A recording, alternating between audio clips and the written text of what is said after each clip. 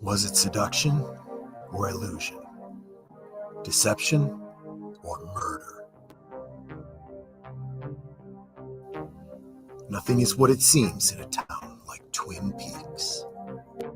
Starring Kyle MacLachlan, Michael Onkeen, Laura Flynn Boyle, Sherilyn Fenn, and Joan Chen.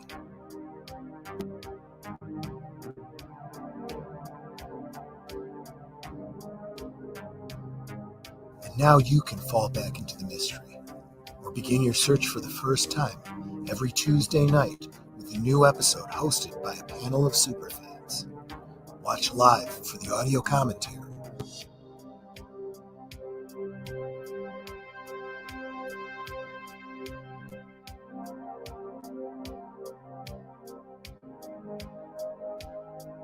No one is innocent in a town like Twin Peaks.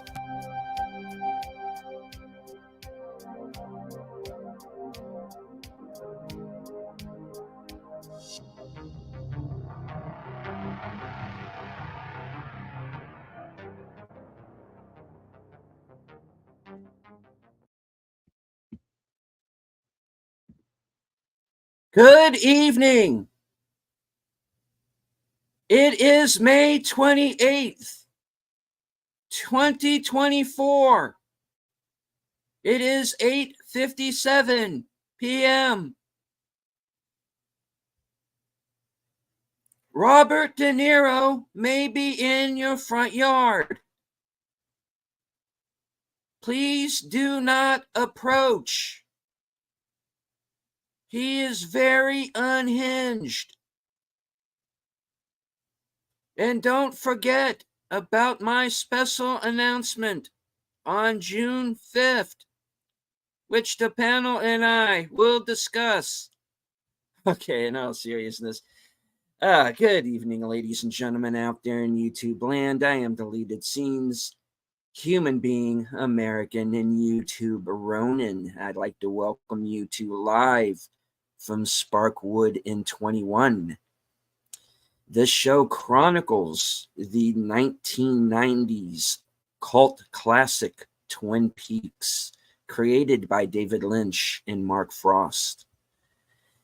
Joining me on this odyssey are super fans, Last Call with Troy Pacelli, Netters Network, and Aged Boomer.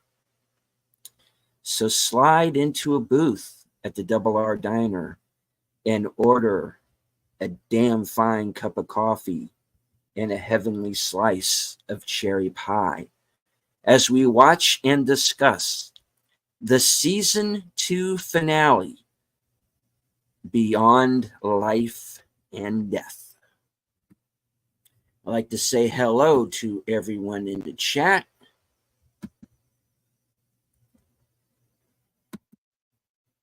Joining us all the way back at 6:06 p.m.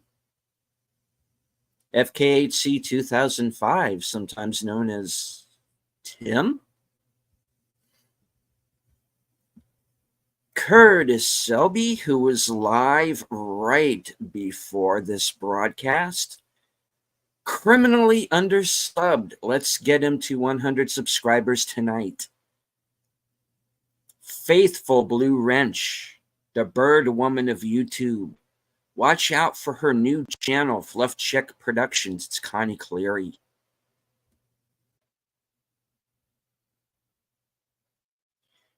Host of Films with Friends, in which I will be appearing on a special Friday night edition in 2 weeks. The creator of the 10-word review, Big Al Presents. Friend of the channel, JPRPH1.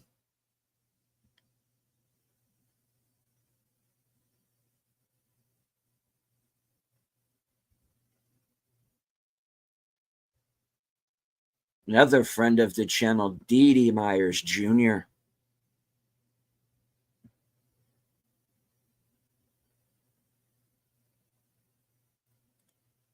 I would also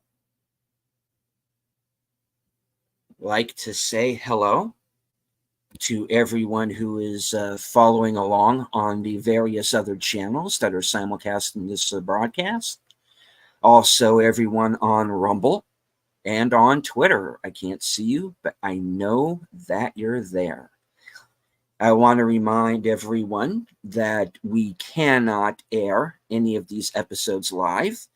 You can follow along with us using the Cosme link at the top of the chats, or by watching your own physical copy, or if you have access to Paramount Plus, where the show is streaming, you can catch us there. And hello to Nate, Eat Flag with a Nate Knows, 1973. All right. My fellow panelists are waiting patiently backstage, so I'm going to bring them all on right now. Netters Network. Good evening, everyone. Would you like a donut? Troy Pacelli. Yep, Troy Pacelli, Italian by heritage, American by birth, Klingon by choice. Yeah, And but of what course, donut do you want? I'll H. take a Boomer. maple.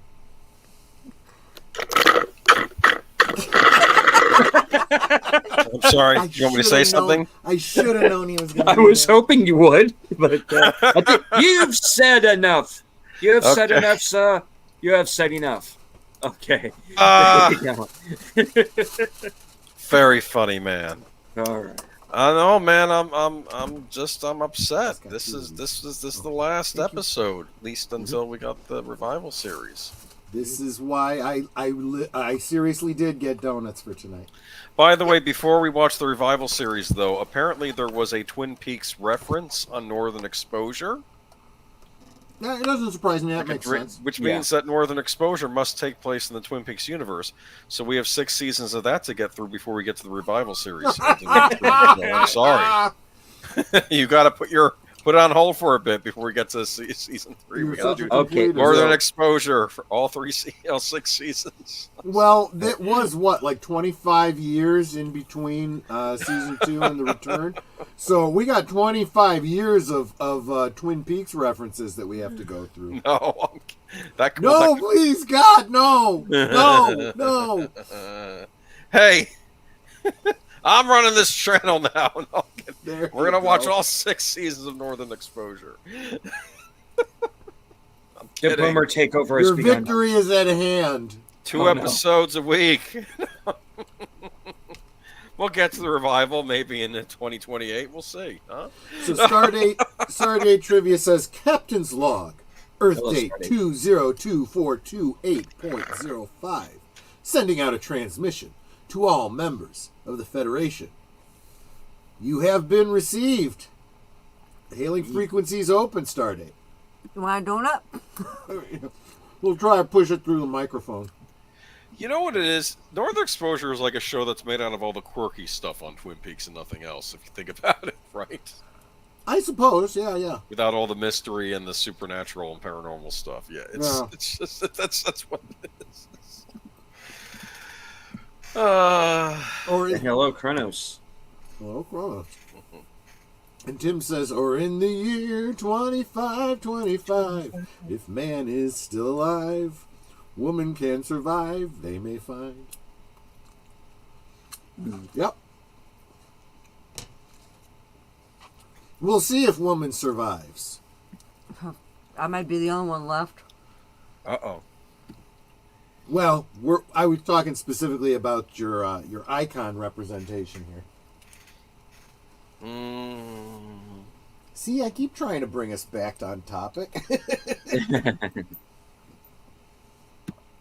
Yes, but now you're telling me that my icon representation is one of those people that I need to change my avatar to a cup of coffee? No.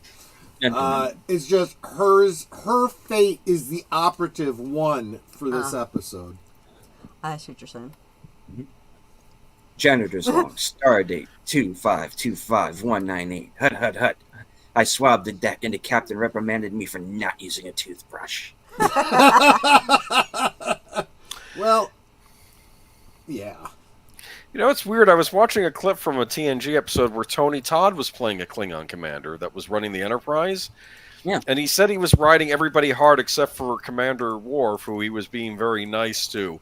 And part of me thought, is a Klingon like, you know, being hard on the crew? Is that a sign of respect? Or is being nice is not? Yeah. Is that what that means? Well, and it's very interesting because it does come off that way as this is normal. And the whole episode was kind of showing you this is what it's like on a Klingon ship. This is what it's like on a Federation ship. But what it would be like if a Klingon was in charge of that Federation ship. So obviously, myself and a lot of the people in the Klingon community focus on Riker and his experience. Right. Actually, there was a great PC game called Star Trek Klingon that is told in a very similar way from the point of view of a Klingon going through a Klingon adventure. But yes, Tony Todd just plays it just like any other Klingon commander would, right? And you know, he just expects everyone to do what they're supposed to do, and it would almost be an insult if he didn't. If he coddles you, that's kind of him looking down on you and saying, "I don't believe you can do your job." Let's all go off to mamby-pamby land. yeah, jackwagon. They need to remaster some of those old PC games. I know. There was one that was like a cyberpunk mystery, had Christopher Walken in it as one of the detectives, and Paul Giamatti was in it too. It was like, I don't know, where are they getting these actors from? There are two Star Trek PC games that were less like games and more like interactive episodes. Yeah. One was, like I said, the Star Trek Klingon, which I love, and the other one was Star Trek Borg, mostly featuring John Delancey as Q. It was good because, you know, John Delancey, Q. But the overall story's pretty forgettable. But I'm not going to say I've played through the Klingon one, but what I've done is I've put it together as all the scenes in a playthrough, right, as if it's an episode, and I've watched it many, many times, and I really enjoy it. They should have done a Twin Peaks game like that, you know? Oh, from your lips to God's ears, for crying out loud. The fans have been desperate for good Twin Peaks gaming, to the point that fans have pretty much been doing it for themselves. I've got 3 different role-playing games that specifically say they're inspired by Twin Peaks. Like, I think a point-click adventure game would have been the best way to go with Twin Peaks. Yeah, it would have been. You're searching around for finding out what... Well, actually, no, never mind. But, you know, it would be a great way for them to do, like, another season or whatever. Make it that interactive thing. Yeah. And the reason I think that it would work so well, we need to wait until after season 3 to talk about. Yes, the Klingon Academy with Christopher Plummer was really... it was based on the combat game from FASA. Interesting. Which I'm not saying that's a bad thing. It was a lot of fun. And some of the lore from it was really, really cool. I have... There's sites on YouTube, or, you know, people have done YouTube videos that compile all the clip scenes and stuff. The combat's kind of boring. It's kind of like watching a chess game, really, because it's all like overhead with maps and stuff like that. It's not that interesting. So was he his character from Undiscovered Country? Or? Yes, he was. Oh, okay. It takes place obviously before Star Trek VI, and he plays he plays Kang. Kang, but he is teaching at the Klingon Academy. He's teaching combat tactics and the way of the warrior, stuff like that. It's really, really good. Right on. One episode with War Spur was harsh. Yeah, but Actually, I would say every episode that pulled Kern into it was pretty harsh. His last episode in Deep Space Nine was really harsh too. Oh yeah. If you Kern's remember bringing that. that up, DS9, yeah. Yep. But that's a different stream. I would love to talk about that. Maybe I will do We're a gonna Star talk Trek about- stream I sometime. got it. I got us on a Star Trek tangent. Sorry. Because all of those storylines continue and branch off in Star Trek Online. If you have any interest, maybe we'll talk about that sometime. But for now, let's get back to and there is this desire to. I don't want to watch that last episode because once I watch it, it's over, right? Or at least that was the feeling that we all had. The thought, yeah. I mean, you have to Well, I'm going to go and I'll go more into it after the episode. My thoughts on it. Remind me of the timeline. Did we know that Twin Peaks had been canceled when the last episode aired? I don't think so. Okay. Yeah, I thought my memory might have been confabulated a little bit because I seem to feel like, there was a sense of trepidation. Like they might have known, but I don't think we did. I don't know. We were the general hoping. public. Well, but Yeah, just you like have to- always, go ahead. But the thing that you folks have to understand out in the chat,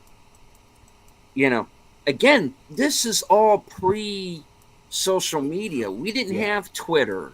We didn't have this, the networks have a are tweet from canceling these 8 shows, Right, and you didn't have a tweet from Kyle MacLachlan saying, well, I guess we're not done yet, or something like that, Yeah.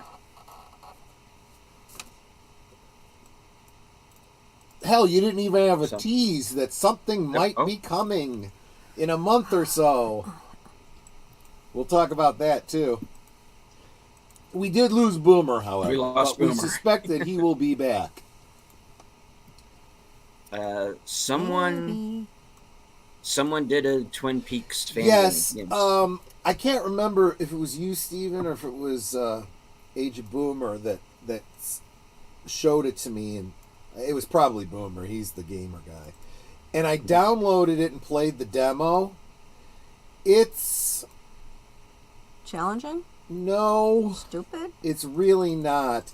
It's like those old Roberta Williams games from, back in the day, like King's Quest and stuff, where you click here, click there, walk, and it's kind of low resolution. And you just play Agent Cooper coming into Twin Peaks, going to the hospital, checking out the body. It's ambitious, but it is a fan game. It's like, okay, nice. Yeah, I hope you end up, going the distance and making this game, but actually, have you had a chance to take a look at it, Deleted Scenes? Very briefly. I haven't played it. We could do one night as a playthrough of it here on the show if you want. Yeah, I'm down for that. I mean, we're going to have to Mystery Science Theater 3000 the crap out of it because it's not, there's not a lot there, But I kind of do that anyway. So, fair enough. Yeah, maybe we'll do that. Yeah, But, it's like the newer stuff I can riff. I can riff something that I've been watching for years because I've watched it enough times. But okay, Boomer is back, so we can stop rambling and go ahead and hit the play button. Indeed. So folks Hold are on. going to. Give me one moment. I just got to get to the Cosby link. Sorry. Now my computer froze up on me. Hold on. Shit. All right. I Big suppose time. Figured it Cosby was knows. something like that. It just completely froze. So hold on. Look, I mean, we're talking Twin Peaks, supernatural, electrical things happening. I Maybe. get it. Maybe. Curtis Selby's excited about a gaming vid. All right. There we go. All right. Hey, we're getting some interest there. So I guess I'm gonna have to go through with this thing then. All right. Just don't expect a lot from the game. Okay, we'll make it as interesting as we can, but the game on its own, maybe not so much. I'm ready whenever you guys are. Okay. I'm ready. All right, folks. Please, I'll give everybody a moment to join us over on Cosme. And I then think we most will. everyone's there. I'm seeing an anonymous jump into tiger. this I'm thing. seeing an anonymous chameleon. Hey, we've got all of Connie's Noah's there, Ark Curtis over is there. Okay. We got chameleons. All right. In 5, 4, 3, 2, 1.5, 1 make like ready, 1/23, 11/16. Go. Flappy did not take too well to the news that the show was not renewed for another season. Apparently, he flew on to the rap party on the MacGyver set and laid a turd in the punch bowl. And when Richard Dean Anderson got into it, it was not a pretty sight. Yeah. It's interesting. Unless I'm mistaken, next week we will really take a look at what happened to Flappy throughout the filming and what became of Flappy. It'll be like a whatever happened to Flappy. It's kind of tragic. Like whatever happened to Baby Jane? Kinda. Dana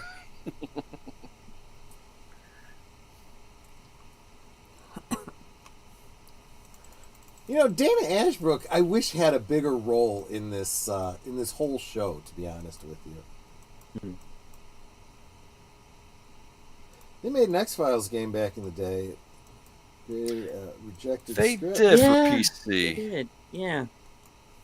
They made a couple X-Files games actually.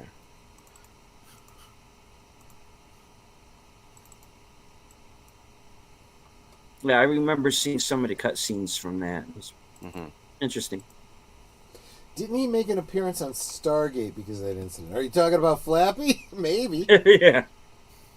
He's on Jerry Springer that one time. I wouldn't be surprised. Yeah, that was an unfortunate. Here he goes. Public and here he display. comes.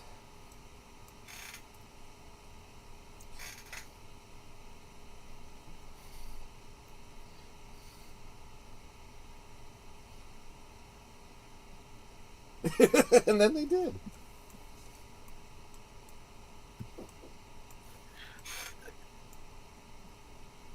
Yeah.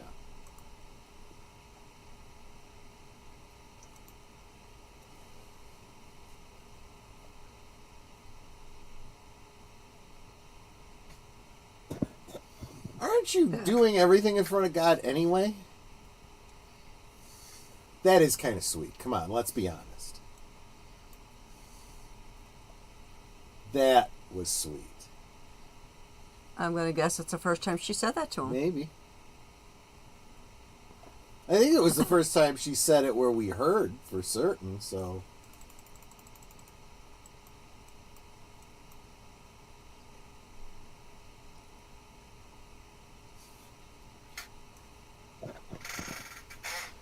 I believe in the original showing of this, the previous episode and this episode were shown together. So it was a 2-hour with commercials, event.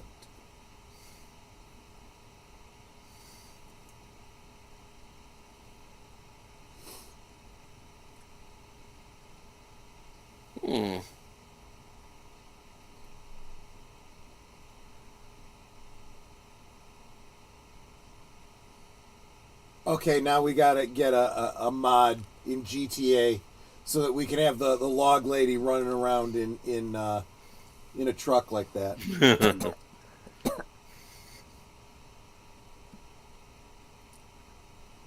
Hello to Lady Mist, Emoji Queen.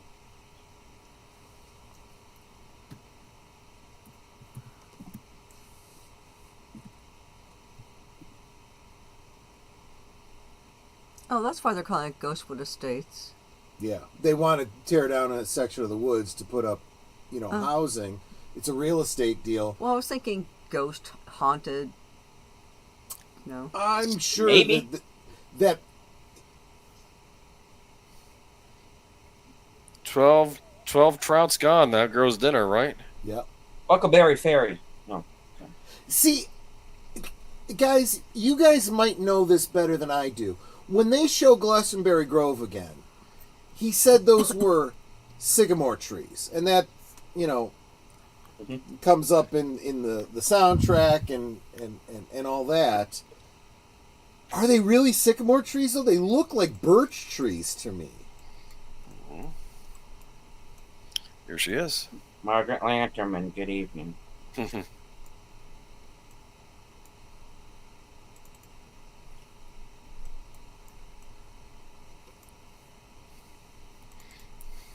Yeah, he was wearing a wig.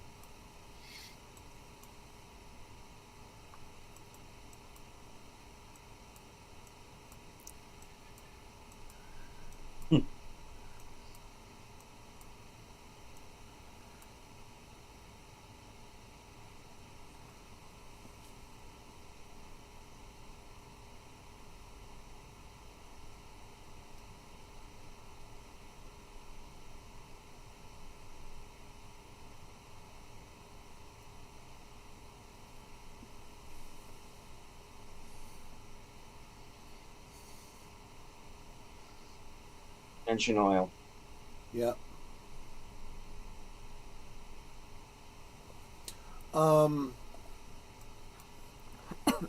I have to wonder if we haven't seen Margaret's husband, not within the span of the TV show,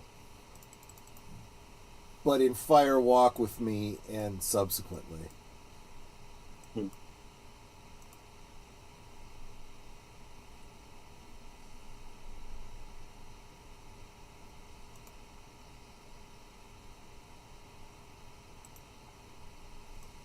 Feel like Margaret's log has way more to say than it ever actually has.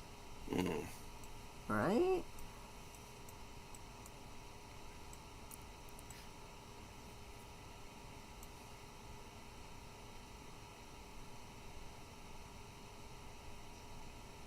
Zacchaeus, yeah.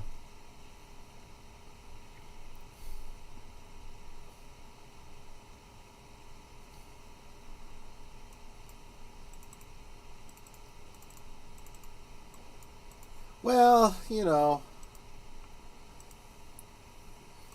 an actor's got to do what the director directs it to do.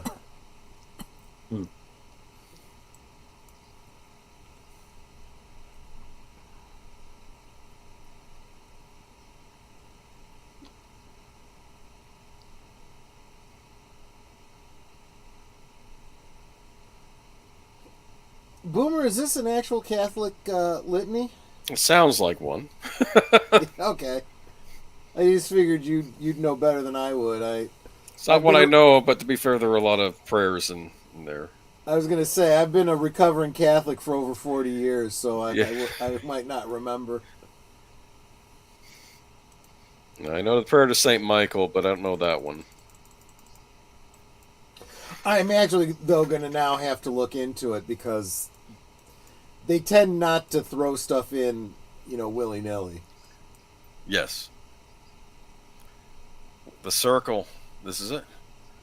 Sometimes even the made-up stuff has deep meaning. One chance out between two worlds, Fire Walk with Me, for example.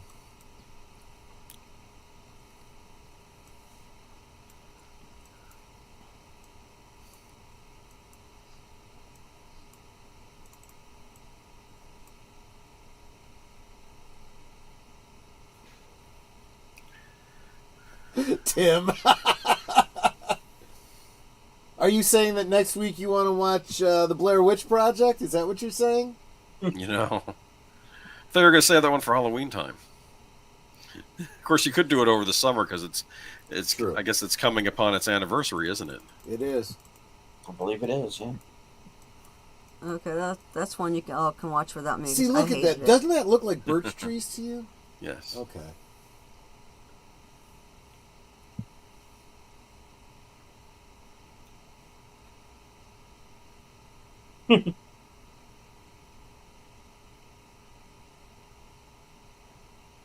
He got bopped over the head too. Okay.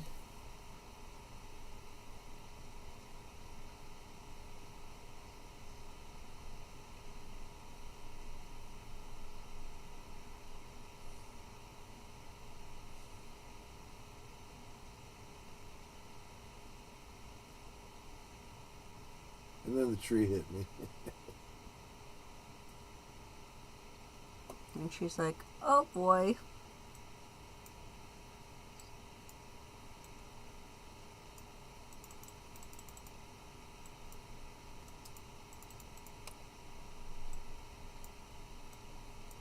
A minute?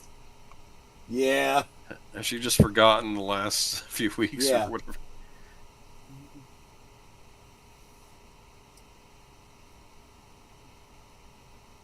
Lady, half the town is named Mike. Yeah, good point. Uh-oh.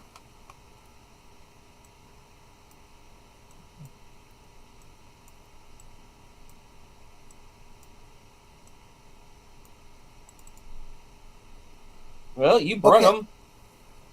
I was just noticing the portrait behind her. It's got actual lights. That's actually pretty cool. It's I don't know. It's a bit odd if you ask me. And he's thinking it's not fair. Oh yeah. Everyone is. It's like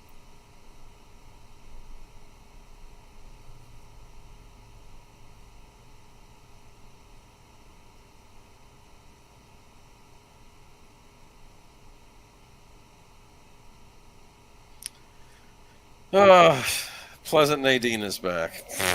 yeah, and you just see everybody deflating now.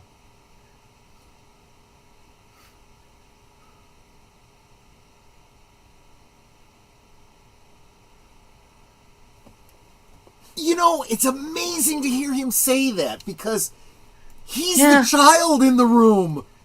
Well, I guess he's has some maturity now, right? He does, and in a way, maybe more than anyone else in that room at that moment. Maybe he'll get out of Twin Peaks now. I'm sorry. Speaking of leaving, Yeah. No.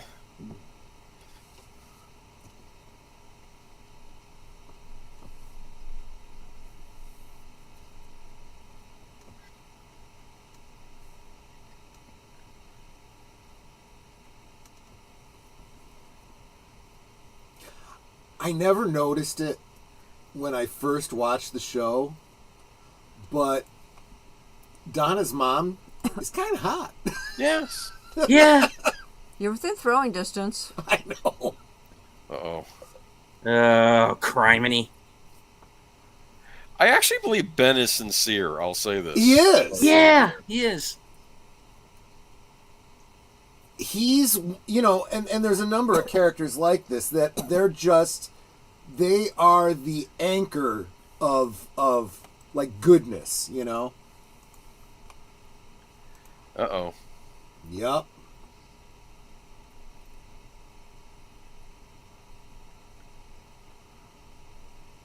I completely forgot about you. Sorry.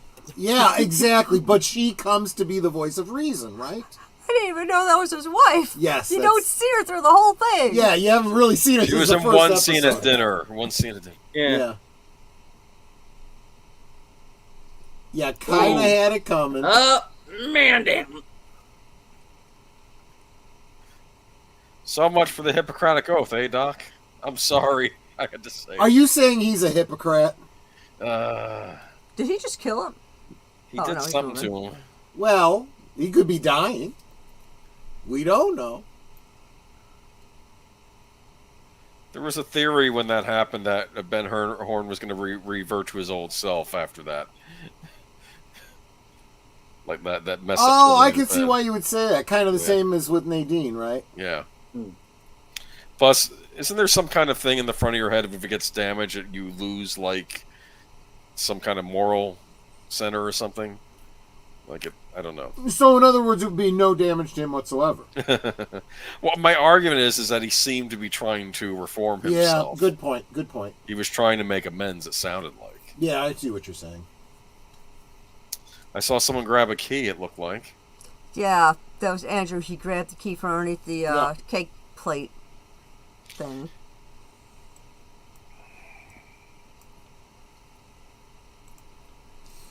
What are you trying to say, Tim? Is it just a train, or are you trying to suggest something?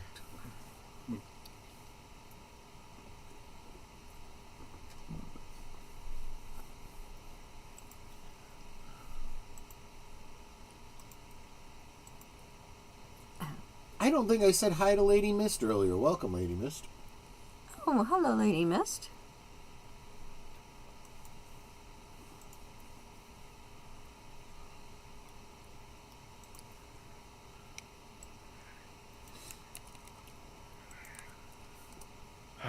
Too many good shows never got a chance back in the day. Every now and again, you get a revival or whatever, or you get some sort of resolution. Which, Like I really liked the Dark Shadows redo, and that got canned. I know. It was rumored they were going to make a CW Dark Shadows series. Thank goodness on that, right? In a way, they've kind of because of streaming, you've had a degree of freedom by the show makers to be able to pick up and go elsewhere that we never had before. Right. But that's a mixed bag too. Look at what's going on with the Orville, for example. He's like, here, I gotta go on alone. He's leaving Harry standing in the dark in the middle of the forest. Yeah. Well, isn't that what Hawk said though? You got to face yourself. Maybe he probably doesn't. Maybe he doesn't want Harry facing his other self, right? Think about that. That is an excellent point. Is Harry in the condition to do that right now, especially with the whole Josie thing? Yes. And let's face it, there's also the fact that Cooper is more open to, let's say, a supernatural battle. Right. Yeah, he's really a precursor to Mulder. Yeah. Yeah. Well, Mulder got his ass kicked a lot, if you don't mind saying. Yeah. Well, that's because he wasn't in a dress. That's No, I'm just saying X-Files was one step forward, 3 steps back. It seemed whenever he was trying to It could be, yeah. Whereas I think Cooper here, I'll say this, he makes strides. I mean, he does do that. I think he's more effective than Mulder and Scully were. No offense, I did love the X-Files, but... So I always wondered about. Okay, so we know what the ring is, right? That's the oil. But what is that white around the outside? Salt? That's exactly what I was thinking too. Was Lynch involved at the end of the season? Yes, he was. Yes, he was. And he directed this episode. I assumed he had to be involved to some degree because he kept guest starring. Yes. Well, that too. Yeah. If he had washed his hands of the show, he just wouldn't have shown up to be in episodes. He washed his hands of the show after the show. Right. I feel like Fire Walk with Me was him like taking back the reins, Yeah. Well, and you also have to understand during season 2, I believe he was shooting a film as well concurrently. So. Was it Wild at Heart? I'm trying to think which one it was. I believe it was, yeah. Yeah. And Look of course, at that. He had that series. I'll get to that later. It was kind of also he had another series that was also going on at the same time as well. It was a documentary. So Truman saw it. Old-fashioned trickery, and it works. Yeah. That was a neat trick of the eye there with the curtains and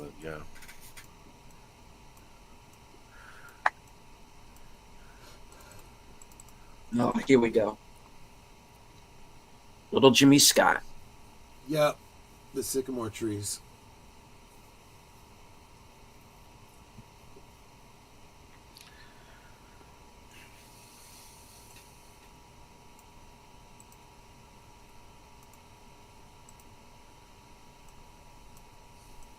See, I kind of felt like it was stones that were colored white. Maybe. Which could just be a stylistic thing, but I tend to think the same way Netter did. You know, that salt is like a binding agent. Yeah, because like witches and whatever will use them in spells.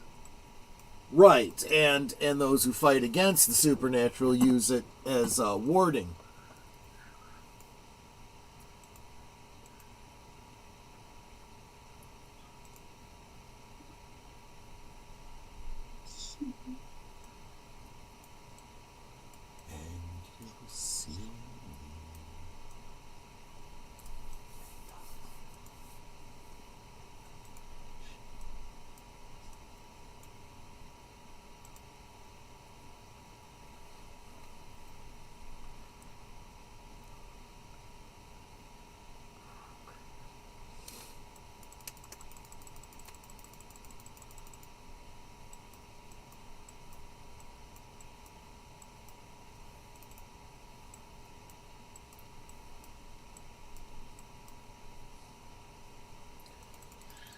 Couldn't talk. Oh.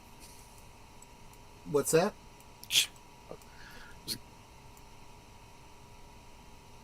Are you cutting out intentionally, or is it? No. I was gonna say I didn't want to talk during the song. No, it's okay. I was saying I can't. This is too good. I got to keep my mouth shut. That's what. Who sang that? Well, Little Jimmy Scott. Yeah, okay. That was him actually. It was excellent. Yeah. That was excellent. Now I want to look up a sycamore tree. I can't remember. I don't think it's on the original Twin Peaks soundtrack. It's on the Fire Walk With Me soundtrack. Mm-hmm.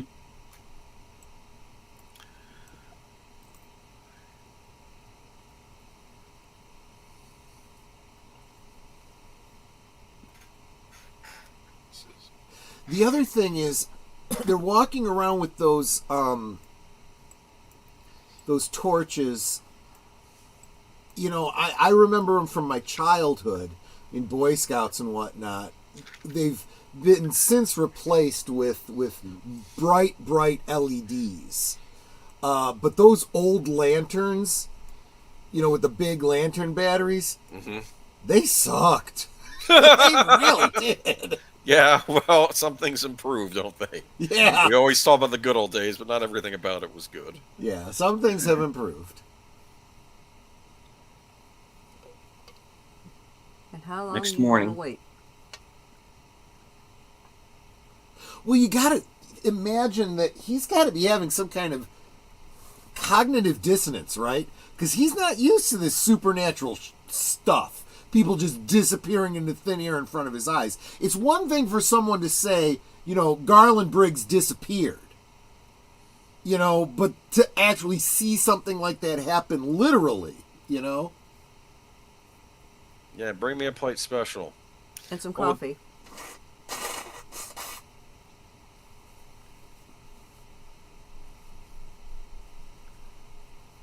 Yeah.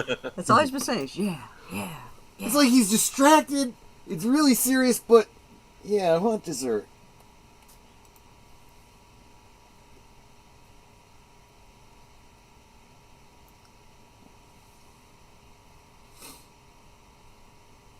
Is she dead?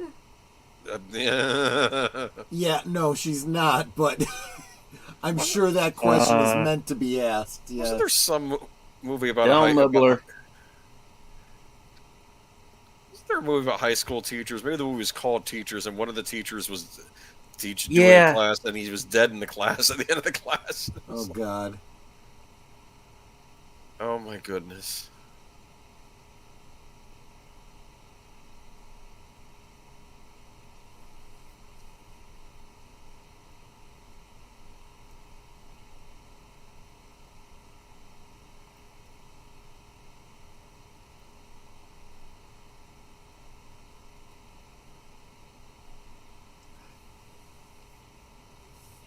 Now, this is actually quite humorous, the way she's chained herself. Because most protesters would chain themselves in such a way that you would not be able to open that gate. Mhm.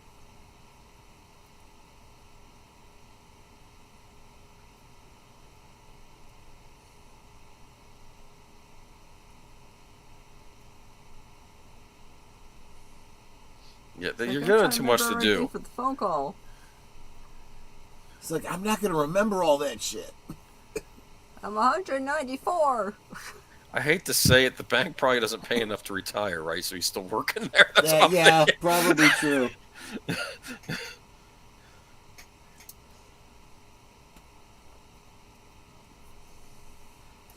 So what happens when she has to pee? I don't know. I think I would genuinely hate to work at this place. I don't know why. I think. I'm Oh, kind I of see. surprised her dad doesn't run the bank, or Packard for that matter. True. Well, see, now I've seen way too many horror stories. And it's like I wait for that ginormous round door to close and squash her into Right. the thing. Like Final Destination, right? See, this is the way you do a protest. Yes, you could be disruptive, but be nice about it. And don't actively destroy stuff.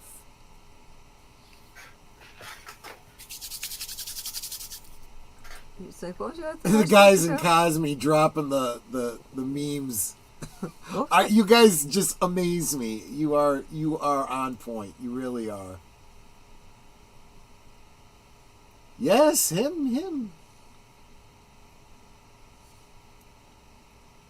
You're not supposed to be living and breathing He's as far as he alive. knows. Yeah, exactly. Real Walden Nation Gaming Clips. Welcome. Thank you so much for being here, my friend. Hello.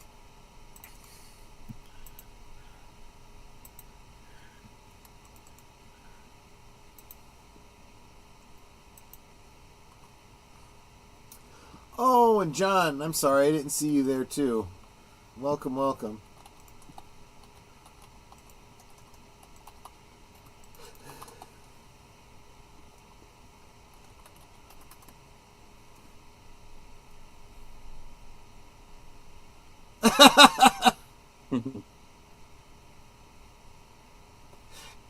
I kind of felt like, the way she says hi, Pete, she's got like a warm affection for him now after, he drove her around and, Yeah. helped her out and whatnot. Yeah, they're like this weird little team up I didn't know I wanted. But, Yeah, right? Yeah, and she could still allow them in. That's what I'm talking about. Yeah. It's like, Yeah. that's kind of funny. It's like, well, how much of a protest is this? How disruptive are you?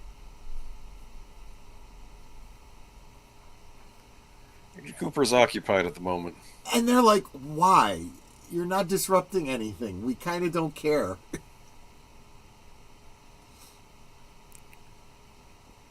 Alright.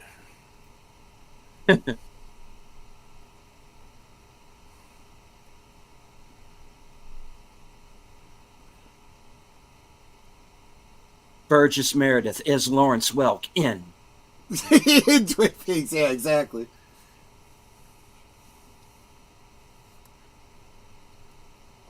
I wonder if that old dude really is an actor or just like some crew member's dad or something. It actually could be going either way.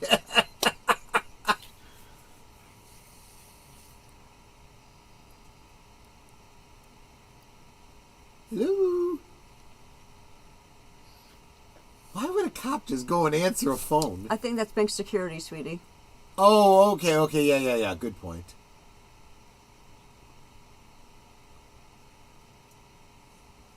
Been quite a day. He's got to go lie down. I wonder if they have a napping couch in there.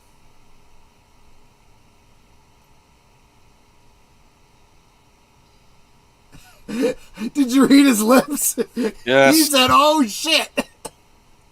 Does Yeah, I know, right? Oh, I don't give a crap about Andrew, but is Pete okay? It's a good question. It's raining money.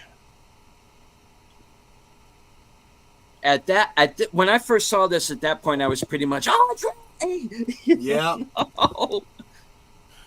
Aw, Coffee flavored kisses. they are Because- adorable. As adorable as us. Because I'd say yes. let's take an account of what's gone on here.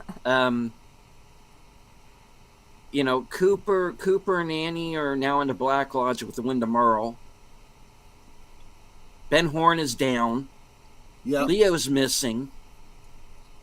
Well, these two are not romantic. They're despicable. Trudy. We haven't seen her since the first episode either. Heidi, sorry. Uh-huh. Just how we started. Yes, exactly. I love her giggle. Yeah. This is weird. Too busy jumpstarting the old man again. This is like an oh no, man.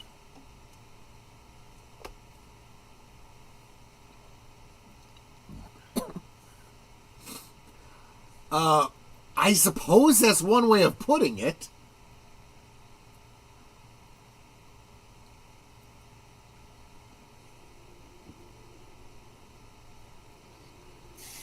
Okay, Jacoby looks like a magician. Yes. This Galaxy of Terror sequel is weird. Right?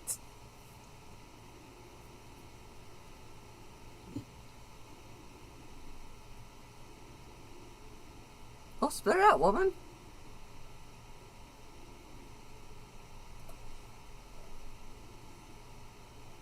Oh boy. Yeah. Whose voice was that? Good question. I'm thinking Bob. I was thinking Laura.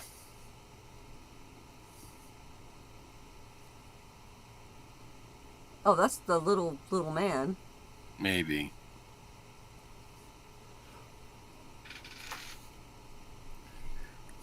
Yeah.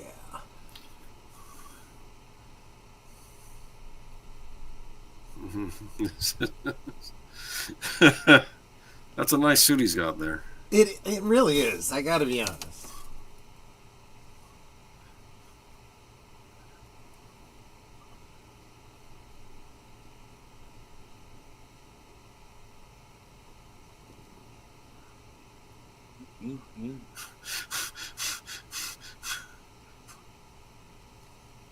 He's speaking backwards and he's about to be walking backwards.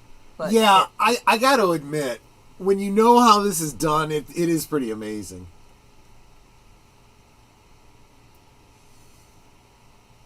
Waiting for what?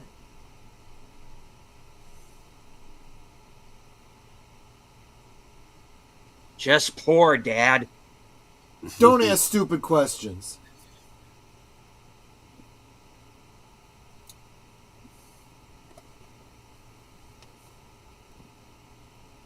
Father Guido Sarducci. Yeah, Yeah. Oh, I thought Father Guido Sarducci was going to walk in when you said that. Just...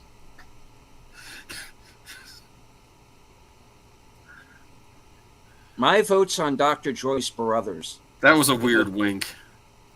because everything she's doing is in reverse.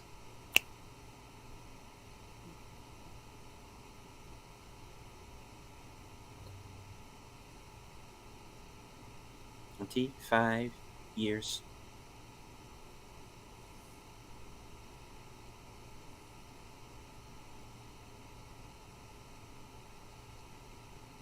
Okay, who is that?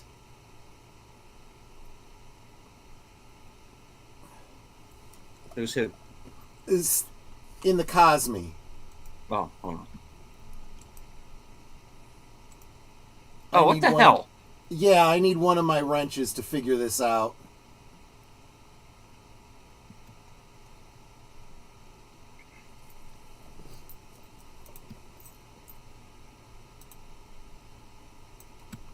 I don't know how to remove that. Well, I was able to move it down. Let's see if I can smaller size it. Okay, porn bot. What the fuck? Alright, come on, guys.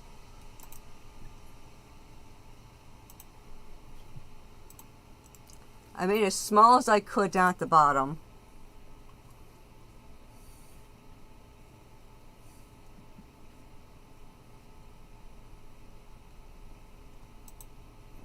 It's gone now.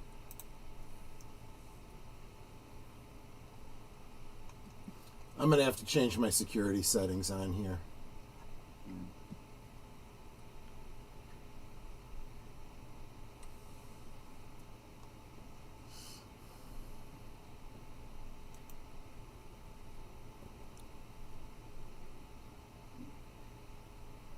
Sorry about that, folks in Cosme. I considered that was not me. I have extra footage.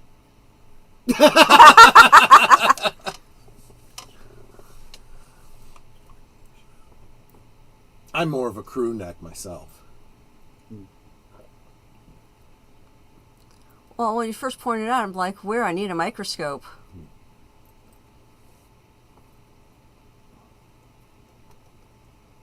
Now, I'm not going to say too much about this. We'll talk about this maybe later. It's like, what the heck happened to my coffee?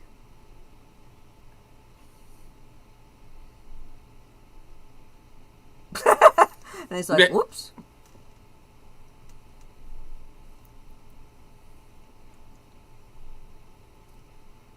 Ew.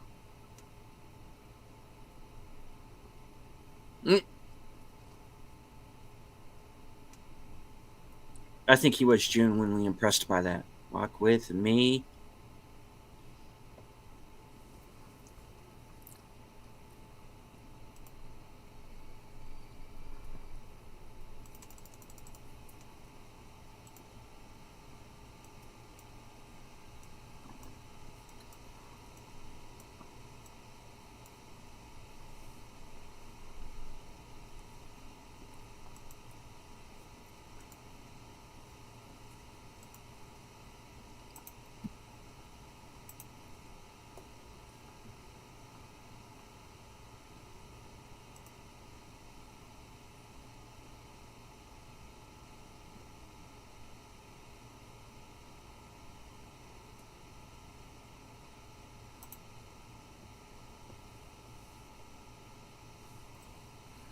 I like the statue. Yeah, here we go again. All right. Okay. I'm afraid some of you guys might get booted. You guys are going to need to log in. I'm bringing it down to bottom and making it small. Yeah. Trying to see if there's a way to delete. Oh, how about block element? Block. Okay, I made it go away. I blocked it. How did you do that? I right-clicked on it and I did block element. No, you didn't. Oh. Yeah, I can see it. Okay, because I can't see it anymore on mine. Is that a monkey?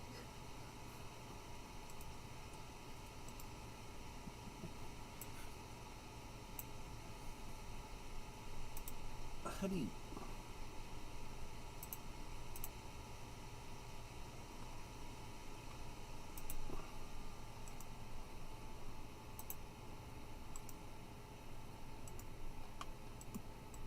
Yeah, I refreshed my screen. I gotta figure out how I usually go in with this.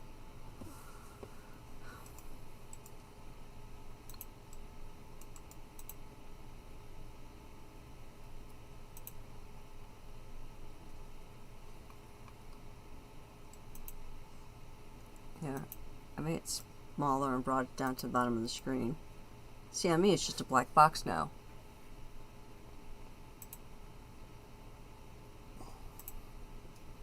That doesn't help any.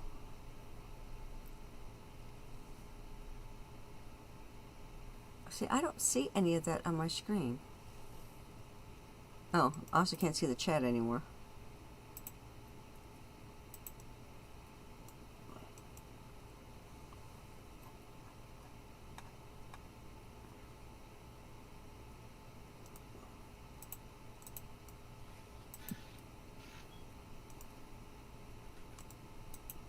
Come on, why can't I see the chats?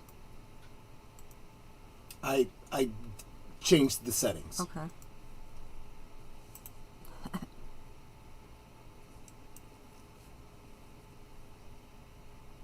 Here we go.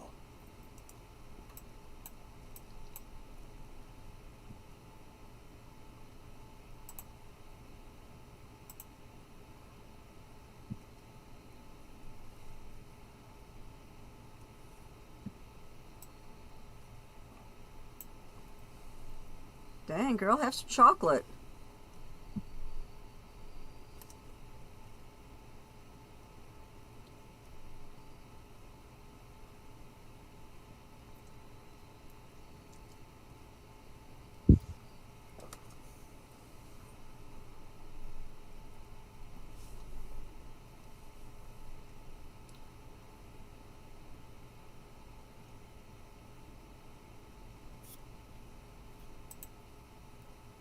You're like, why do I have blood going out of my body?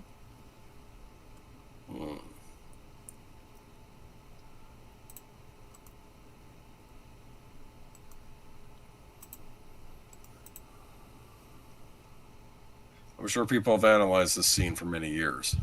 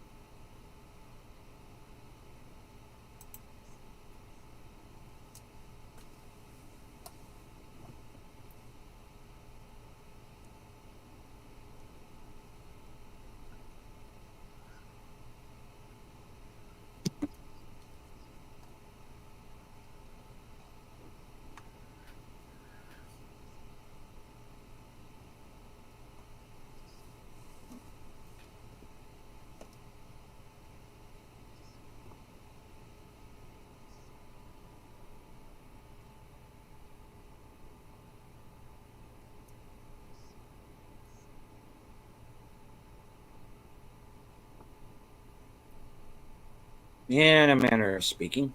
Oh, stop. I'll have to smack you.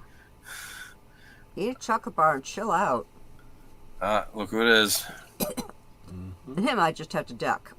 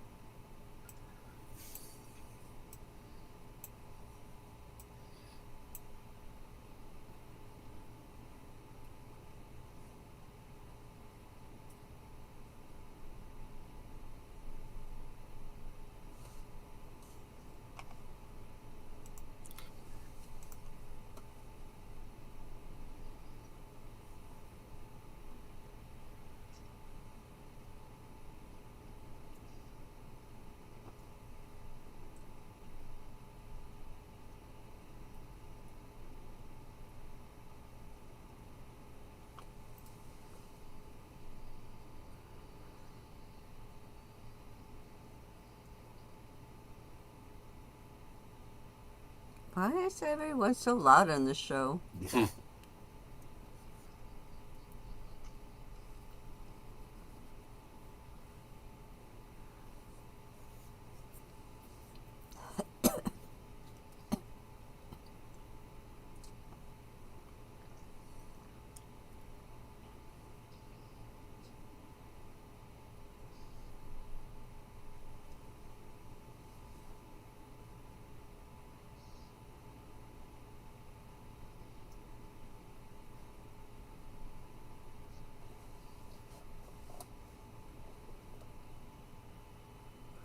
I actually don't remember any of this bit.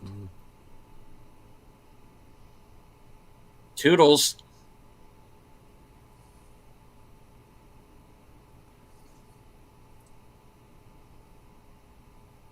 Bob's a little psychotic. Yeah, well, we knew that.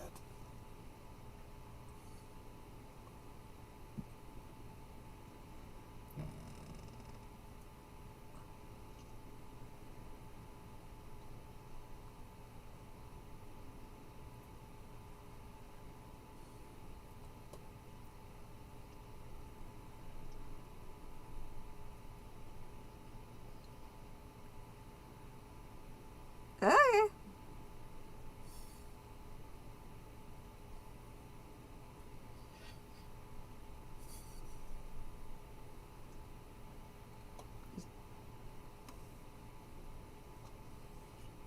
Well, I guess. I don't know. only 4. That doesn't mean that I like you. Okay.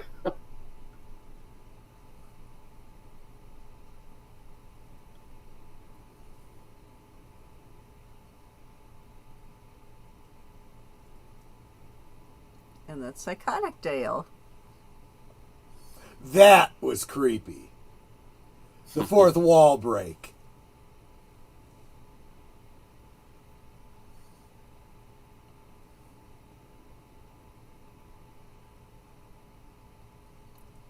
Frankly, to get out, it'd be going the opposite way. Go back the way I came.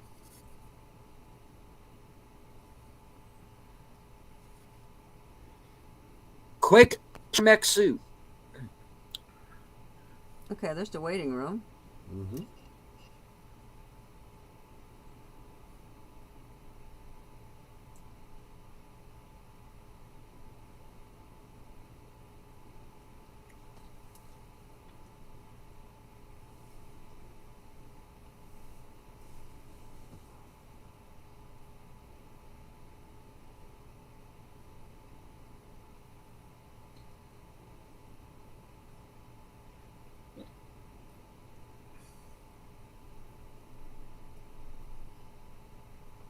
What's on her face?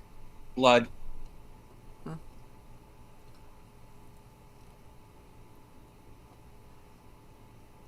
John is asking, can we do another stream just for the lodge stuff? Seems important to me. Let me think about that. Because it's not that clear cut.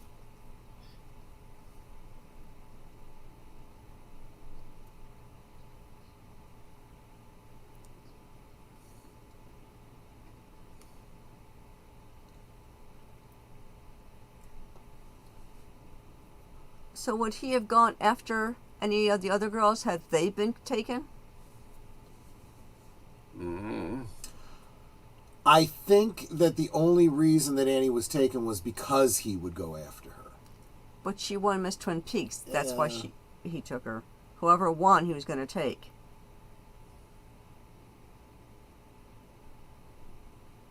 Or was that a misdirect? Right. Which would make it just a coincidence that Annie won.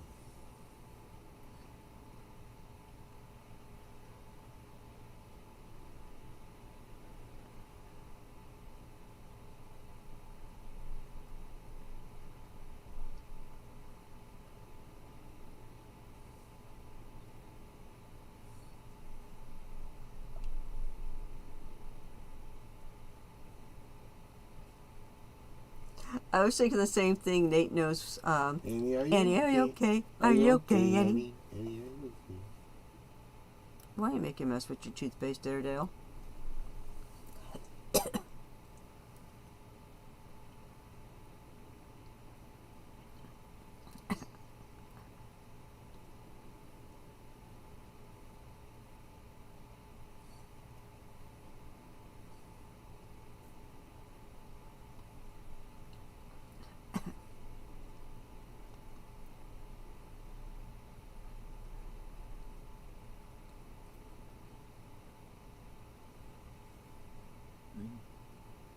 How's Annie?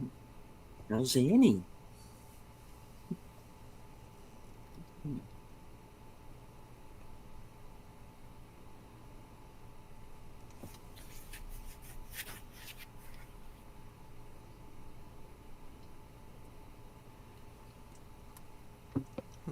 You were And there? that's where the story left off for 25 25 years. years.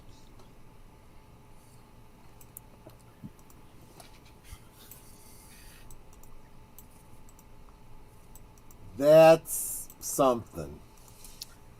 Looks in the coffee cup. Yeah.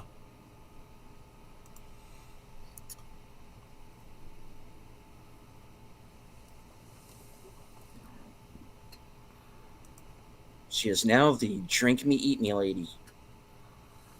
Yeah, exactly. Well, there is an element of Wonderland to it, isn't there? You know, so the Alice comparison is probably pretty apt. But yeah, there you go. So there we go. Yeah, sorry for the mishaps in Cosme. I've locked it down now. Hopefully we won't be having that problem now. Well, we could always have it be where everyone has to have a login in the future too. That's one of the settings that I just put. But you know, it's every day you see a monkey penis. Yeah. Is that what that was? Yeah, I don't know what it something was. like that. Something like that. But it was really ugly. It was unappealing, is what it was. Anyway. You're not wrong. You are not wrong.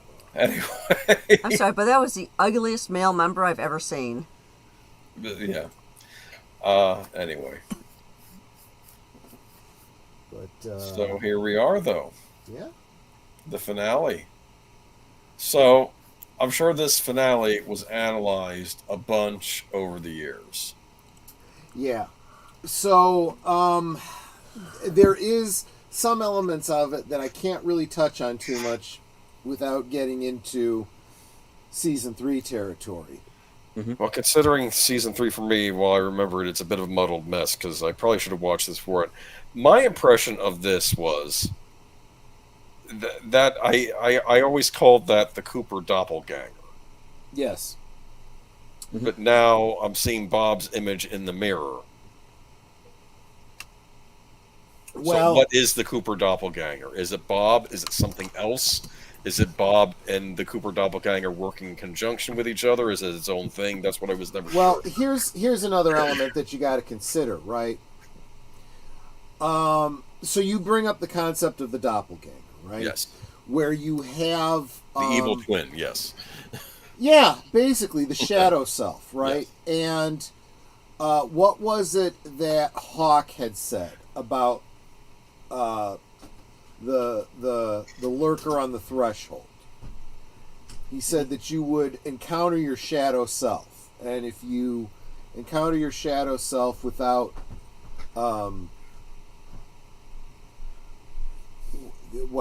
completely without fear, you'll be lost. I would have to argue that the doppelganger is, of course, Dale's shadow self, right? Right. And was he completely without fear? He ran away from him, so that's a pretty clear indication of some fear, right? The doppelganger caught up to him, and we can assume that it was the doppelganger that left the lodge and that Dale is still in the lodge. Now, a little minor spoiler for Fire Walk With Me, which we'll be watching real soon. We know that Dale is still in the lodge with... What is it? He's in the lodge with Laura, right? Mm-hmm. So yes. So what we see is a doppelganger, an evil shadow self, an evil twin, if you will, of Dale, has emerged from the lodge. Dale is still trapped in the lodge, and the image of Laura Palmer told him, "I will see you again in 25 years." Now, jump back to the first episode. There was a lot of bookends in this episode. The waitress coming in, being late for work because she was, stooping her husband, the same jokes, the giggling and so forth. Couple of other characters we haven't seen since the first episode, right? Bookends. Well, remember the dream that Dale had in the first episode, which was essentially him in the lodge with Laura and the little man from another place, and he was old, like 25 years older, right? So what he dreamt is literally seeing Laura again 25 years later. And I guess this is a tiny minor spoiler for season 3, but that has a payoff. That scene gets recreated in third season because it is in fact 25 years later, and that does actually happen. Question. You will not see me again for 25 years, so who or what was screaming Laura? Because obviously he sees that Laura after she makes that statement. Is that a different Laura? Is that Bob in disguise as Laura? Is that a Laura doppelganger? What is going on? First, let me comment on what Nate said. He had fear for Annie's safety. I think that's also not only true, but by design. As I pointed out, Wyndham Earl bringing him there. Now, Wyndham Earl screwed up, right? Just like the sorcerer that conjures a demon and, makes a mistake, and leaves a little gap in the salt circle that he makes, his soul is forfeit. But nonetheless, he did some things right, at least for what he was trying to do, and from the perspective of Bob, and that's getting Dale into the Black Lodge. And part of that is that whole fear element, right? This was all a big revenge plot on the part of Wyndham Earl. His role in this was just simply to get revenge on Dale for what happened with Caroline and all of that. Of course, we ignore the fact that it's really all Wyndham Earl's fault, but the villain is always the hero in his own mind, right? So that's part of his plan, is to ensure that Dale is fearful. He could not be certain that Dale would fear for his own safety. Dale's like that. He was all ready to give up his immortal soul, right? Give me your soul, and I'll let Annie go. Okay, I will. He's that self-sacrificing. So maybe in that element he wasn't fearful. But when things start going all higgledy-piggledy, and he doesn't feel like he has any control or any choice or any options, the fear kind of ramps up. And now, holy crap, there's another me coming at me with white eyes. I'm getting the heck out of here. Yeah, so the fear thing does end up kicking in. But yeah, that fear for Annie, it's kind of Star Wars prequel-ish, right? It's why you don't have attachments, because fear of losing them, can lead to the dark side and so forth. So yeah. So we did, I had talked about in previous weeks, Bob needs a tether in order to come out into the real world. And originally that tether was Leland. Oh, let me talk about Leland for a second. Okay? So, of course, we get a Leland appearance. But what do we see? We see Leland again with those white eyes, right? Those white gray eyes, which, behind the scenes, just a little aside, they're wearing contact lenses, and those contact lenses, to make them look like that, those actors cannot see. If they can see at all, it's milky and blurry. So really, And yes, I do know this from experience. So be appreciative. If you ever see, like, they do this sometimes, like with vampires and stuff like that, and they got the white eyes, but they got the black dot in the middle. Those they can see through, because that's literally a hole in the white for them to be able to see through. It kind of ruins the appearance unless you want a black pupil look, but at least the actor can then see. But if it's all whitened over like that, yeah, they really can't see. So if you ever see an actor wearing those kinds of lenses and they're pretending to be blind like it's a cataract, they really can't see. That's not just good acting. That's, that's method acting, so to speak. Anyway, that aside, you see Dale, the doppelganger of Dale, and the doppelganger of Leland. And this is why I say doppelganger. They're the doppelganger because of the eyes, right? Yes. And you get other clues because of the way they're acting, but sometimes it's kind of hard to tell. The tell is the eyes. And so when you see them like nose to nose and laughing, that's where the scene started for them. And then they back off from each other, and Leland backs up into the curtain, and the evil Dale backs up down the hallway. And the only reason I'm sharing that is because all of that is filmed backwards and then played forwards. But it also kind of points out that it didn't matter so much that they couldn't see, because they're walking backwards anyway, so they weren't going to be able to see. Anyway, just a little behind the scenes making of that I thought I'd share with you. But so when the doppelganger of Leland tells the good Dale, I didn't kill anyone. I think there's only two ways you can interpret that, right? One is he's telling the truth, and the other is that he's lying.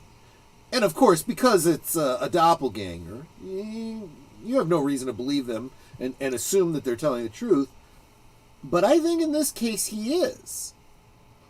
It's kind of a clue to the nature of what's going on. I'm a doppelganger. I didn't kill anybody. But the real Leland did. And you might be even able to make the argument, well, maybe the real Leland didn't either. It was Bob working through him.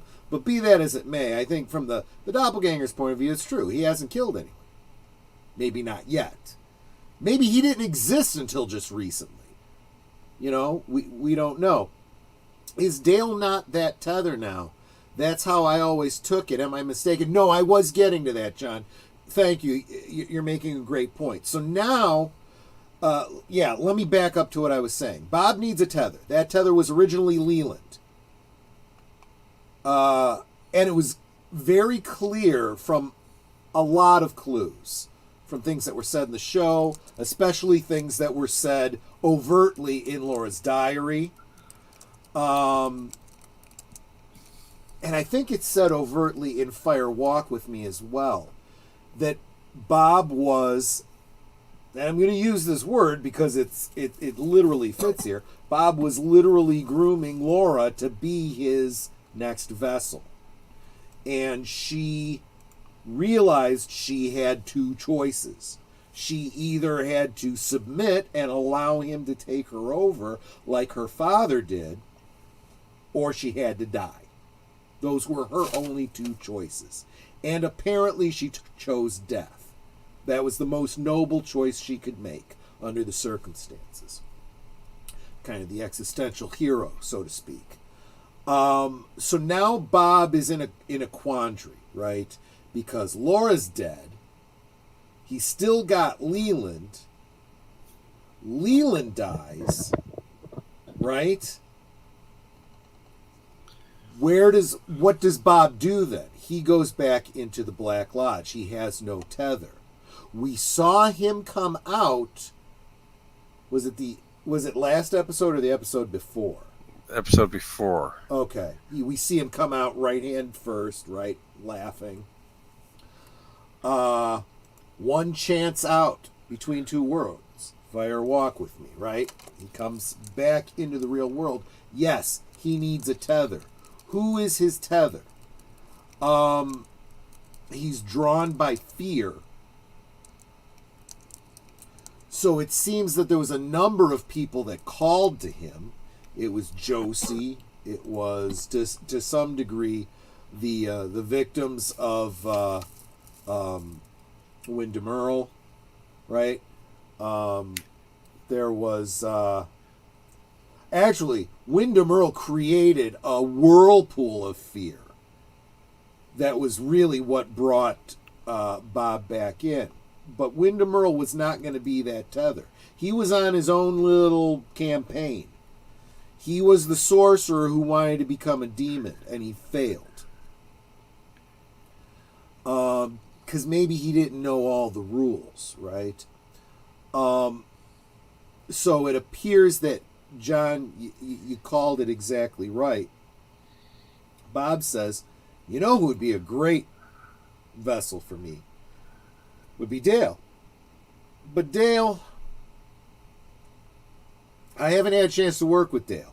I haven't had the opportunity from his childhood to, corrupt him and convince him to be my willing vessel. But you know what I can do? I can make a doppelganger of him, and I can trap Dale here and let the doppelganger take his place, and I'll go along for the ride. So that's why when you see the mirror, it's just like how Leland, and this is probably exactly what tipped you off there, John. Just like Leland looking in the mirror and seeing Bob, this is the doppelganger of Dale looking in the mirror and seeing Bob. But he doesn't have that I am Bob face going on, going through the motions, being Bob. He smiles at him and laughs. Almost like he's waving to him. Hey, buddy, we're in this together. Yay.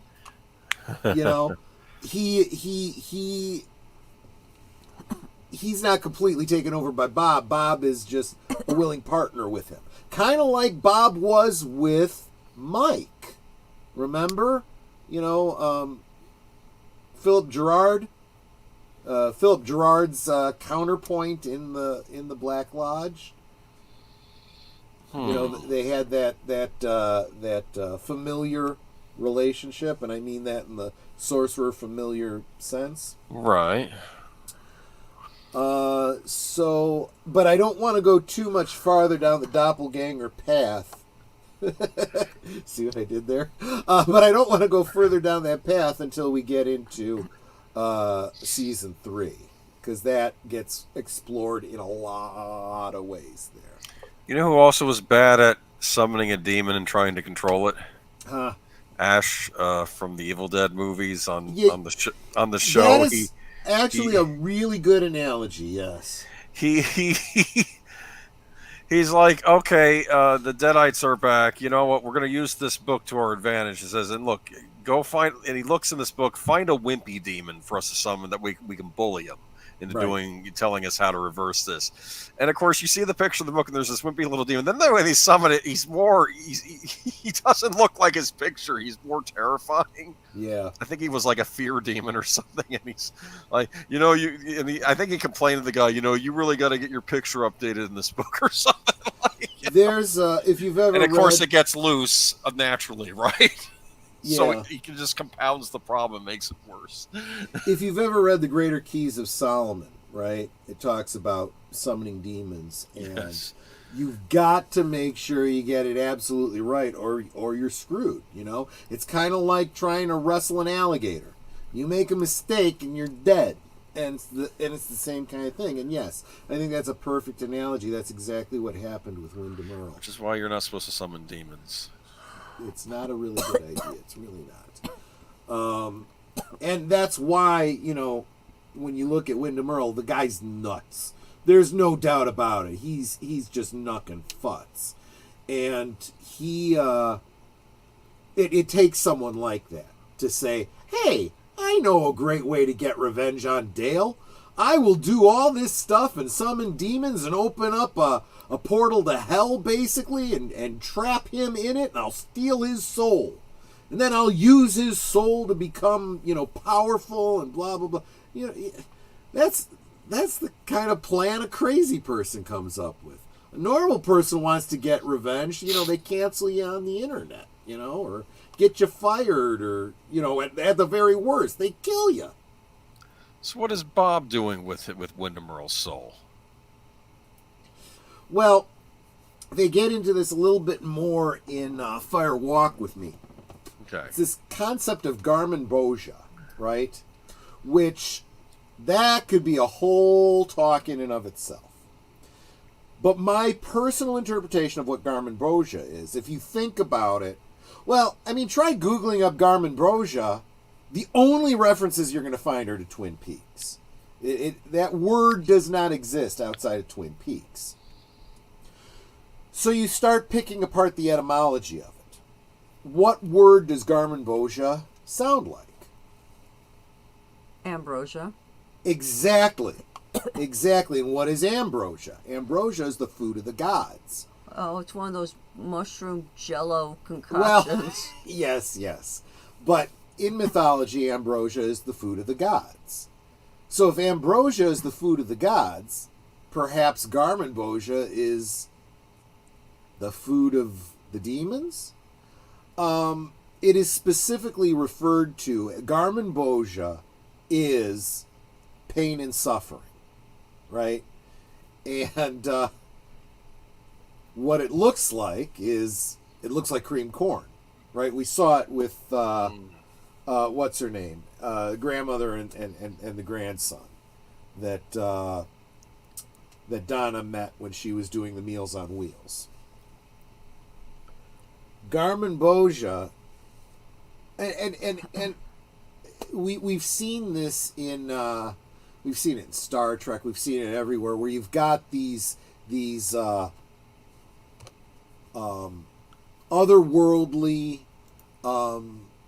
other dimensional beings, right? Who I'm going to use the Q as an example. They're probably the best example. That the Q takes the crew to his realm, the Q, right? And they see everything as though it's like in Voyager, it was they're witnessing the civil. It's like the Civil War, and you've got people wearing Union and Confederate uniforms. That's not literal.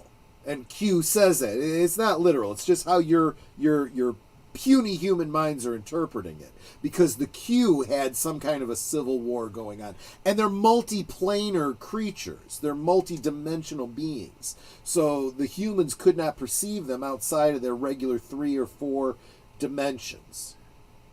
So it seems reasonable that the lodge denizens are also outside of regular 3 or 4 dimensional space. They see things differently, and when you see what they're showing you, you're seeing things in their realms. You interpret it in a way that you can understand. If I were to hold open my hands and say, look at all my pain and suffering, what would that look like to you? Well, to David Lynch, it looked like cream corn because he hates cream corn. Seriously. I mean, he said that, What a... Now I think of that line in The Simpsons. Cream corn, more like cream crap. Yeah. That's what Jimbo said. Exactly. Welcome, Logical Spark. Welcome. Good to see you. But what was it, though? I don't know, though. It's just... There's a lot of confusing stuff in here. Where was the giant, for starters? He's all worn and Dale. He's not there in the lodge, is he? Where's the giant? Okay, so we know that there are 2 lodges, right? The Black Lodge and the White Lodge. And although it's never overtly said, I think it's strongly implied that the Black Lodge is in some way evil and the White Lodge is good, right? Mhm. And it sure looks like the giant has throughout this been a force of good, right? Guiding and warning Yes. Dale. What role do you think, though, that the little man from another place has? I don't know. And for starters, I want to know, who is Mike? Because where is whatever that spirit that inhabits the one-armed man must have a distinct whatever in the Black Lodge, right? Yes. Does he reside there? He's not the Yes. little red man, So though, right? keep in mind, Mike and Philip Gerard are different aspects of the same being. So Mike is a lodge denizen, whereas Philip Gerard is his human tether, right? If you take what Mike said at face value, and I think we should until we have any reason to believe otherwise, he said that he and Bob used to do all kinds of evil things, right? And he was my familiar, and blah blah blah. And I had this tattoo that was a sign, and so forth. But then I saw the face of God, and I was transformed, and I removed the whole arm to take Yes. off the stain of what he had been. One possible interpretation seems like the most likely is he was a Black Lodge denizen, and he left the lodge, and he's hoping to get into the White Lodge, earn his way into the White Lodge. He's trying to repent. Mm-hmm. And in order to do that, he's just like Bob has found a tether in our world to do evil. Mike has found a tether in this world to have a good role, or use his evil knowledge to maybe help in the battle against the Black Lodge. That's what we've seen him do anyway up to this point. So, like I say, there's no reason to doubt what he's saying.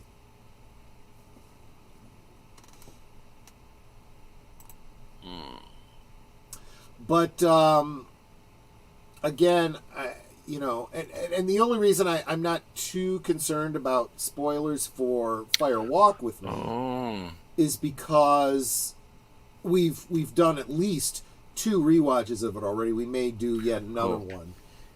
But keep in mind that when you see Mike again in the lodge, right?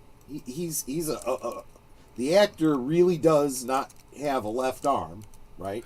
He's an actor without an arm.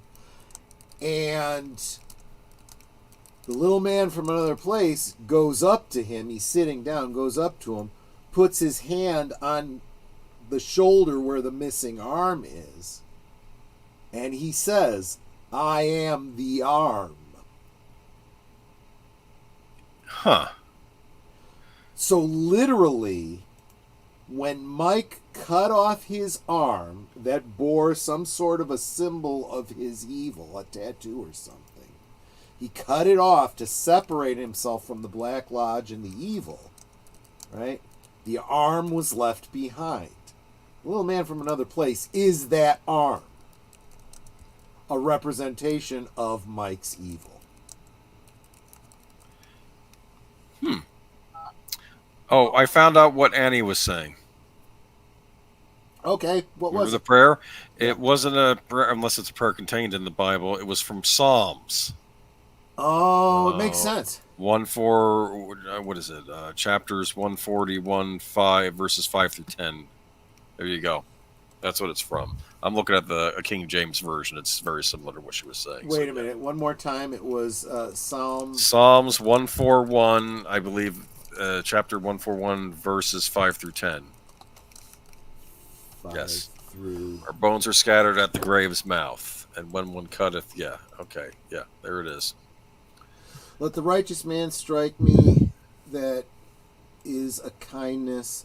Let him No. rebuke me, that is oil on my head. My head will not refuse it, for my prayer will still be against the deeds of the evildoers. The rulers will be thrown down from the cliff. The wicked will learn that my words were well spoken. They will say, as one plows and breaks up the earth, so our bones have been scattered at the mouth of the grave. For my eyes are fixed on you, sovereign Lord. In you I take refuge. Do not give me over to death. Keep me safe from the traps set by evildoers, for the snares they have laid for me. From the snares they have laid for me, let the wicked fall into their own nests while I pass by in safety. That actually makes absolute sense. That is absolutely appropriate to the situation she was in. Yeah, that's what I say. This stuff is not, by chance. Yes. So, it's, I don't know. Of course, we got other stuff going on this episode, but we're all focused on the lodge. What about the bank? Do we want to talk about that at all? I mean, there's not really anything to say because there's nothing symbolic there. It's pretty straightforward. Thomas had left a bomb in a safe deposit box with a trigger that if it's opened, kaboom. And see that gets neglected in this finale, I find, because everyone's focused on the stuff with Cooper and the lodge. But I always wonder, well, what happened there? Who survived? What's going on? But you can't piece that together until season 3. Mm-hmm. 25 years later. And then the Ben Horn thing, which he wouldn't leave well enough alone, I guess. That's what I want to say about that. This is one of those ones that is way more gray, right? Yes. I mean, yes, it was absolutely not good that he had an affair with Donna's mother. Is likely, very possibly, Donna's father. Yeah, it makes sense. I could see it feels like her and Audrey could have been sisters. Absolutely. Yes. And every step of the way of dealing with it, they pretty much all handled it wrong. The only thing is Doc Hayward. You can't blame any of it on Doc Hayward because it kind of wasn't his decision to make, right? But he punched him. No. Yeah, but I'm just saying, up to this point, the way it was all dealt with in regards to Donna. Right. You can understand her being mad at Ben. You can understand her being mad at her mother. But she doesn't seem to get mad at Doc Hayward, and I think she sees, he didn't do anything. Right? He and it wasn't really his truth to tell, so to speak. But it's like he's done. He's like, I'm now gonna, let's face it, Donna's an adult now. There's no reason to be hiding things anymore. So that's why he goes and gets I'm drawing a blank on Ben's wife's name. Sylvia, right. Goes and gets Sylvia and brings her. And Sylvia also is a voice of reason in it. How does she call it? Ben, what are you doing to this family? Yeah, it's a fair question. And in a way, it's a kind of a rhetorical question. It's meant to make Ben think about what he's doing. He can't, though. He's too close to it. And I do believe that there is a repentant part of Ben that's trying to make things right, but he has no experience. That's what I got. Psalm 141, verses 5 to 10.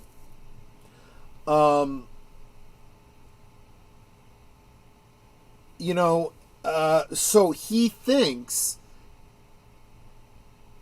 and let's analyze this for a second. Let's do a little bit of what would you do and what is the right thing. Put yourself in Ben's circumstance. You've had an affair with a married woman. You've had a daughter with her. Mm-hmm. That daughter has grown up thinking her husband is the father, right? You've kept the secret all along. You've done a lot worse things in your life. And now you're going through a change of heart, a repentance, right? Yes.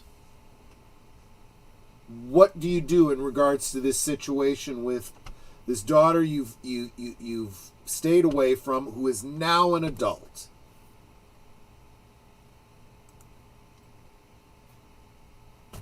Is it the right decision to continue the charade and never say anything? Isn't that still perpetuating a lie of omission? Doesn't Donna have a right to know? How old is Donna on the show at this point? Is she 18? She's at least 18. Yes. Then, yeah, she's an adult. I mean, legal adult. It's one of these things. Because all of them were seniors in high school. Right. So Donna and Lauren, all of them are 18. Well, actually, I'd have to do the maths again to see if Laura actually made it to 18. But, you know, Donna and Bobby and all of them, they're 18. If for no other reason, it's a lot easier to deal with the story if they're 18, and I'm sure from a television production standpoint they needed to be 18. So Donna was 18, and I think that was part of her thing. It's like, I'm 18, you have no business keeping these secrets from me. But she's also not real receptive to hearing it from Ben, right? And so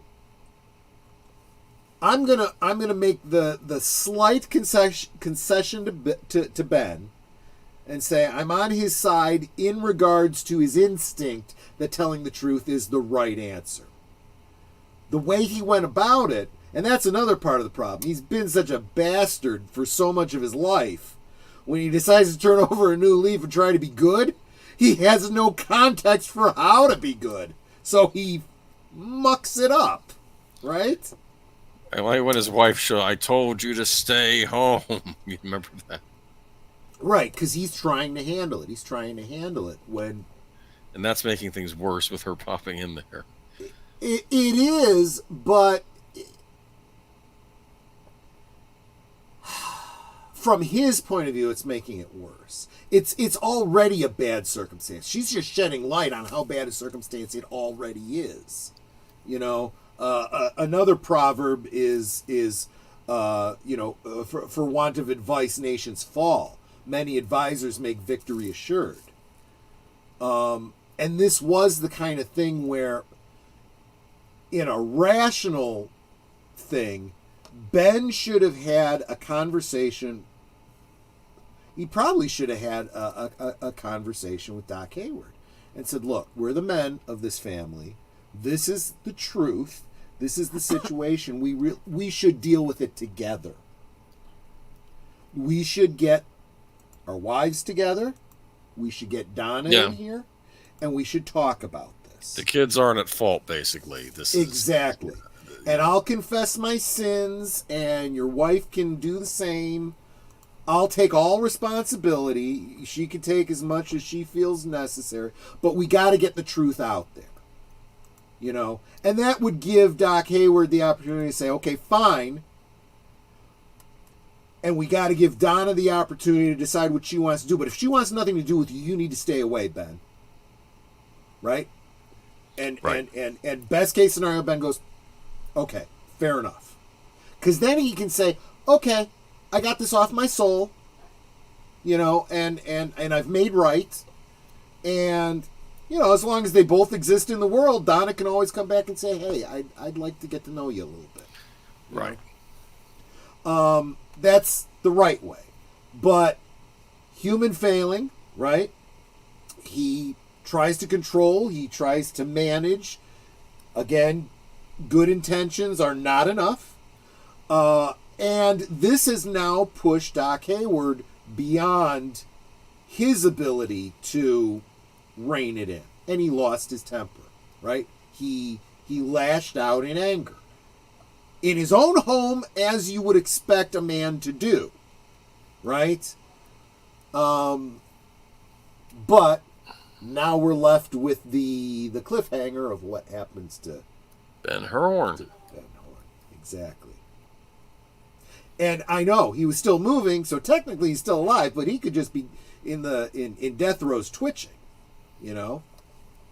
I don't want to spoil it, so that's why I'm not saying anything about that. What else have I missed? Oh, well, this one's an easy, quick one. Leo is still in a death trap. Right? Yeah. Nobody knows he's there. Nobody knows he's there. The only person that knew he was there was Wyndham Earl, and he's dead. I don't even remember how that was talked about on the Revival series, but I imagine, like, the last scene of the Revival series would be Leo still holding on to that thing, and he's, like, gray-haired or something. Well, that would be doesn't kinda Major funny. Briggs remember where he is at all? Because he doesn't seem to. Oh, yes, that he is was a possibility. No, he isn't was it? messed up. He was messed up. We see no indication within this last episode that Garland knew or remembered. Because Right. I think he would have sent someone out there. He wouldn't would have. Absolutely would have. wouldn't Yeah, have. you're right. That almost implies that he He may doesn't never remember where he was and what happened, what he even said when he came to. Yeah, it came to. I believe that if they had gotten a third season, you know, for the following television season, there would have been they would have had to have resolved the Leo thing then. And I think it would have involved Garland saying, just overhearing that, you know, Leo is still missing, and then him going, I remember something. You know, I remember I was in a cabin and Leo helped me escape. And he said, you know, go save Shelley. You know? Do you know where he was? No, I can't remember. But he'd try. You know? I think that's how that probably would have gone. But no, after 25 years, well, what we would have found is we finally find the cabin 25 years later. It's a skeleton with the twine still in its teeth, and up in the cage is the dead husk of a spider. Oh. Because they all would have died from starvation or dehydration. So that one's an easy open-ended story. We still don't know. And yeah, it does leave Shelley and Bobby in a, he wants to marry her, but she can't. She's still married. Legally, she's still married. And we don't know what's happened to Leo yet. Last we saw him, he's still talking Well, around that's that what we were string. just saying. They don't know what's happened to him. Right, but I mean, but what was in that cage? It's supposed to be poison spiders. That is not something that would have killed him unless that's what the writers in the story wanted to happen. So Because tarantulas, if those were what those were supposed to be, aren't poisonous. yeah. Well, they are, but they're venomous, but they're not deadly. Yeah, they're that's like what I meant. they're like unless he's allergic, and we have no reason to believe he is. All we know is that this is what Wyndham Earl told him. If they escape, they'll bite you, you'll die. And we don't know if he was lying or telling the truth. Based on everything I know about spiders, he was lying.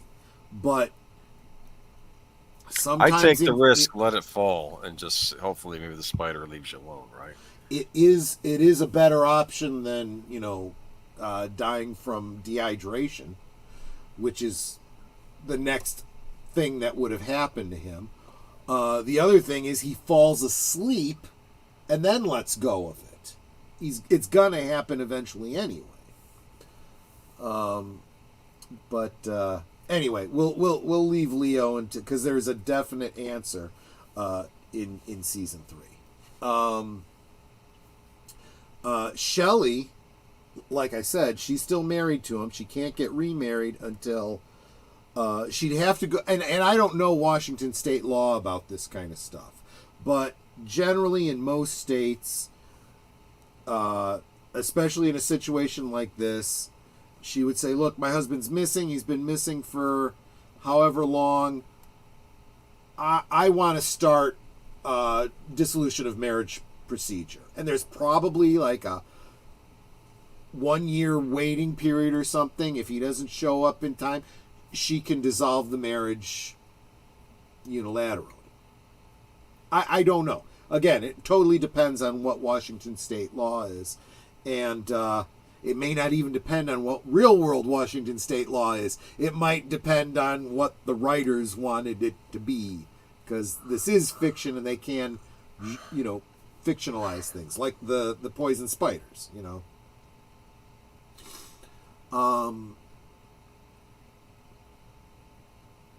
Let me know. Have I missed any cliffhangers that are going to sit and wait for 25 years?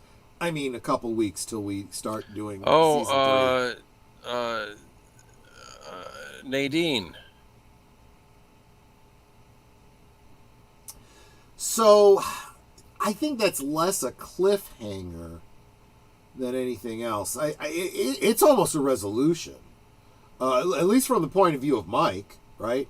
Mike's off the hook now. He's just going to have to move on, which was a foregone conclusion. That was a messed up situation for him to be in anyway, So he's going to have to move on. It does leave Nadine and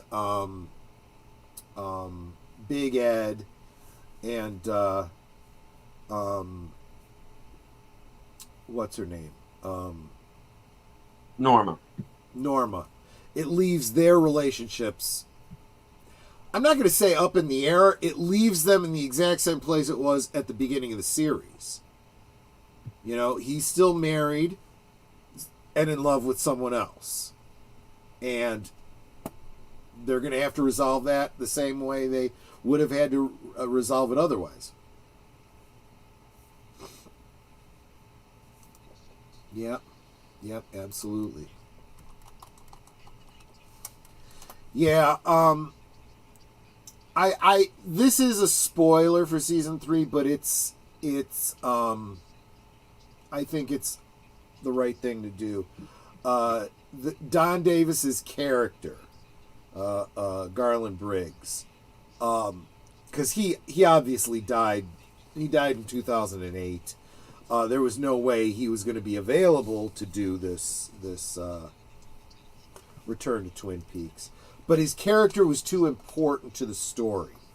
And like I said, they wanted to bring everybody back in some way. Even those that had died, they try to find a way to bring them back. And Don Davis, of all the people that had died before filming, his character is brought back in not only one of the biggest ways, but the most ways. I mean, from things as simple as a picture of him, in a frame, in a background, to some weird elements. Let's just put it that way. He's involved.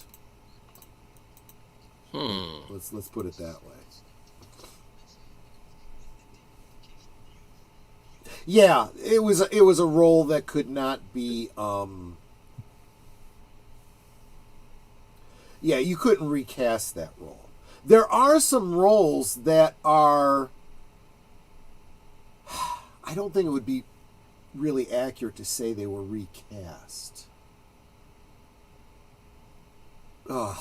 It's hard to explain. The characters are still there, even if the actor isn't. Let's just put it that way. There's some weird shenanigans that happen to make. Yeah, you'll see. There are, like I said, they tried to bring everyone back, but there were some people they were not going to bring back. No. Actors that didn't want to be involved, or at least in one or two cases, actors they didn't, the production crew did not want to bring back, did not want to work with. So,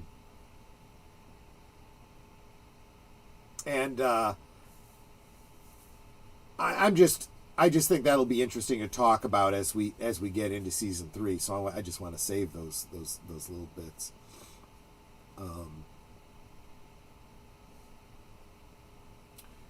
They could have never found. Yeah. They're all just showing love for Major Briggs. Yeah. So yeah, there you go. What are we thinking for next week, Stephen? Are we going to do? We're gonna do Flappy. We're gonna talk about Flappy. Definitely. Are we doing a Flappy retrospective? We're gonna play. It's a bio. It's not long. It's Am I gonna cry? You might. Look, you probably knew Flappy about as well as any of us, and you were real keyed into some of the stuff he was going through. He had it rough. He is not. He had some personal demons he was dealing. He really did. And we're gonna talk about that. He had to keep he had to shoot that each time that intro that when you see him that was shot original for each episode. Yeah. And he had to do it the same. Lynch was a perfectionist. He needed that. He needed him to do the exact same thing each time for each episode. And it was just yeah. Are we also going to look at? Do you want to also do Beyond the Meanwhile? Deleted scenes. Sure. Yeah. Yeah. So we're going to have at least two fan films that are there's nothing lore critical or spoilery in them. They're more fun mood pieces. We'll talk about them next week. And should we talk a little bit about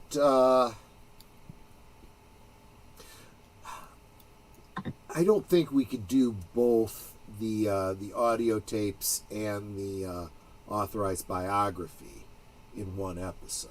Do you? How extensively do you want to go into them? Well, we split up Laura Palmer's diary into 2 episodes, so I feel like we'd almost have to do the same with these. Okay. You want to do the Flappy and the Dale Cooper tapes in one episode, and then I don't know. Well, let me take a look at the audio tapes and the authorized biography. Let me start putting my notes together and see how much material I think I'd want to have to cover on that. I mean, I could do a deeper dive, or I could just do a synopsis. I'm kind of leaning towards the synopsis because I don't think there's too much deep that we have to go into it.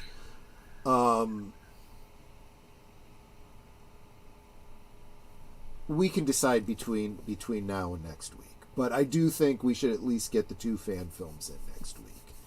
And then at least start in on the others. So gear up. We are going to... Oh, and what about Fire Walk With Me? Is that coming up too? Are we going to redo that? Well, I think now seeing the first 2 seasons, it does add context to the film. So, yeah, I think we should revisit that. And do we do the theatrical release? The theatrical, or do we do the longer version? What did we do on your thing? I think we did the extended version on mine. We did. And honestly, Deleted scenes. I feel, ironically, deleted scenes. I feel Yeah. like we should get into those deleted scenes We should. because if we're doing a deep dive and we're going to be looking at films that aren't directly Twin Peaks related but are Twin Peaks adjacent, certainly. yeah, Twin Peaks adjacent, to give context. Maybe those deleted scenes are worth context too. We can do it in such a way that we point out. I mean, if I'm able, because I've seen it so many times, I may not be able to remember which scenes are deleted scenes and which ones were originally in it. Yeah. For those who might not understand what we're getting at, now you have the Twin Peaks Fire Walk with Me film. You have the theatrical edit, which actually just recently had a 4K edition through Criterion, I believe. Now, there is also what is referred to as the missing pieces, which are deleted scenes from both the film and the television series. Now, there is a fan edit which inserts the missing pieces back into the film. And it's, well, into the film, not back into the film, but into the film. And it's pretty seamless. And it was put together by someone who cared very much about the timeline of events. And take care, Curtis. Good night. So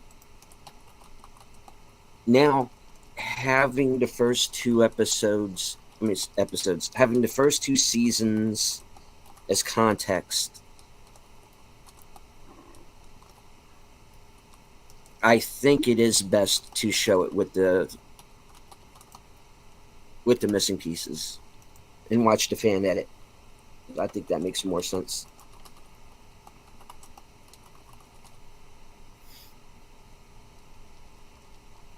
Yeah. Okay, so that's what we'll do. Okay.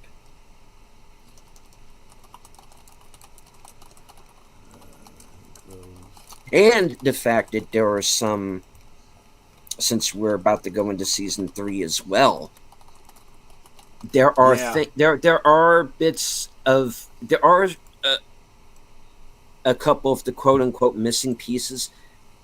I think everybody should know going into 3. Yeah. Especially if my theory of what's taking place in 3 and the show in total is correct. Well, even if it's not, I think it does fit in. Even if it's not, I can tell you this. Getting your head around the events of what leads up to Laura's death really helps when we get to season 3. So, yeah, as clear an impression of what's going on as possible from Fire Walk with Me is definitely a good thing. Because folks, when they say the owls are not what they seem, brother, they ain't kidding. You know? Darn those owls. There is more than meets the eye for sure. And things that the first 2 seasons don't go into. Yep. Exactly right. You know, that so you will need to know once you reach season 3. Yep. So I think we know what we're doing. I think that's good. And let's see. Okay. I think that about covers it then. Did I miss anything from tonight's episode that you wanted to cover? Deleted scenes. No, I think that about wraps it up. I'm very curious to see when we get to season 3, of course, where a few of the characters end up because of this Yeah. episode. Yeah. And I'm not just talking about the characters who are in danger, because there are certainly plenty of those, but there are a couple of other characters who are very changed, Yep. or I believe are going to be very changed by things that they saw or learned in this episode. I agree. So I'm very curious to see where some of them end up. Did you Yeah. want to touch on June 5th before we end? Oh, yes. All right. Well, those of you who may not yet have heard, David Lynch made a statement recently on Twitter stating that he has a surprise announcement on June 5th. Now, we know that he's been trying to get an animated series off the ground called Snoot World. Yep. That Netflix, in their infinite wisdom, rejected. Now, this announcement could be him letting everyone know that that project has found a home. We also know there have been rumors he's working on another film. That's a possibility that he could be making some announcements about that. Or maybe he has something else up his sleeve. Either way, we have some. We are going to have some news from Mr. David Lynch himself, and I'm breathless with anticipation to find out what he's got cooked up. You want to know my theory? Please.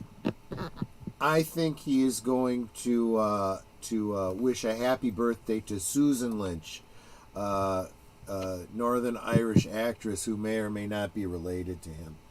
That's her birthday, so she was born in 1971. Could be.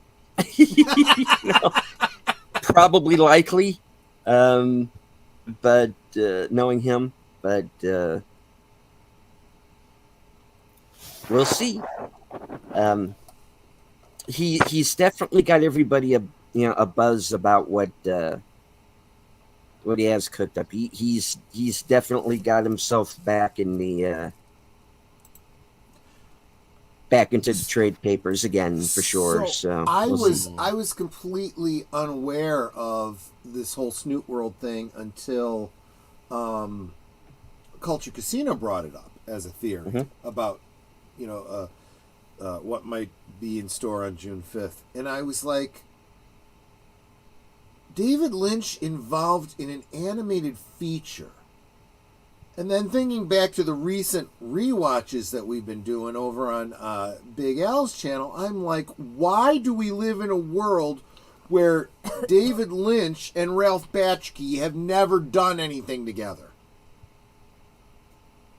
Those two need to do something together. Wouldn't that be awesome? Now, if it was Twin Peaks related, so much the better, but it wouldn't have to be. Here, you need a refill. Yes. Or is that just crazy talk? What, did you need a refill? No. Ralph Bakshi working with David Lynch. Well, I that's think they just would go really well crazy together. there. Well, I mean, if you consider that he's working with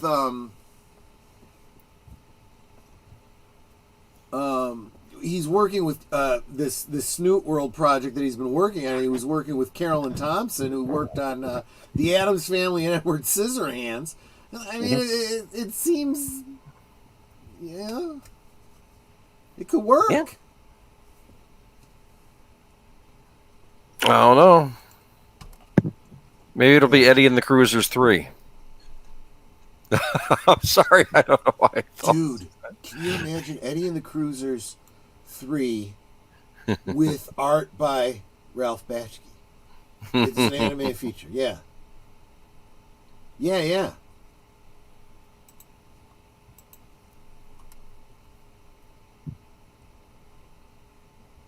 Man, it's not bad.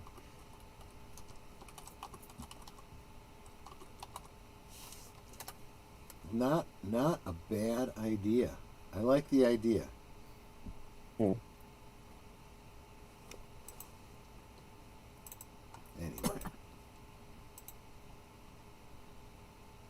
Is John Cafferty still recording? John Cafferty's still alive? Yes, John Cafferty's still alive.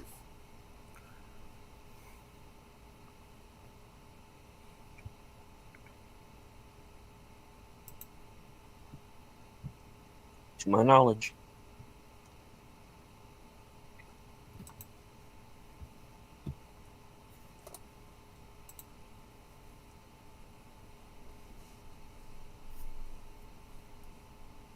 Anyway.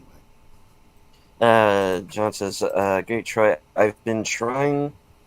It's been a little unsettling walking into my house and hearing you from 3 different rooms. That is next to 1,000 kilowatt hours. Yeah, I guys, I really appreciate all that you guys have been doing. I'm almost there. It's gonna happen. If not this week, then next. I think the biggest part of it is that what do you call it? YouTube is more than a week behind in assessing your watch time. So I'm gonna have to, like last Friday night isn't on there yet. The Monday night at the movies isn't on there yet. Obviously, tonight's hasn't been counted yet. Just that alone, I think, is going to give me more than 52 hours or whatever it was that I need.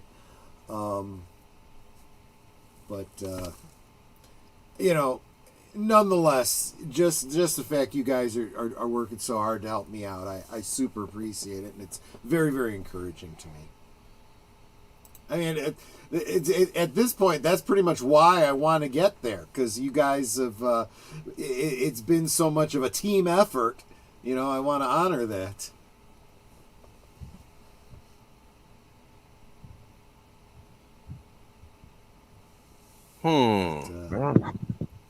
Yeah, then we turn our attention to Netta, right, and get her up there. Yeah, exactly. For sure. I'm getting there. All right. I do think that this whole being able to multi-stream has really helped. I think all of us. I mean, talk about Together We Grow, right? Absolutely. But anyway, all right. I think it's I'm going to time to shut go. up. Yeah, I think it's time to go one more time around the horn. Boomer, what do you have coming up? I'll be on Friday night stream with Troy, last call. I think we decided on a subject, correct? I don't remember. What did we decide on? Summer vacations of old. Yes, summer vacations. Okay. Yes. That's actually brilliant. What yes. you did, maybe what you did in the 70s and whatnot, and what I did in the 80s. I don't know. We'll think of something. Okay. Absolutely. Good idea.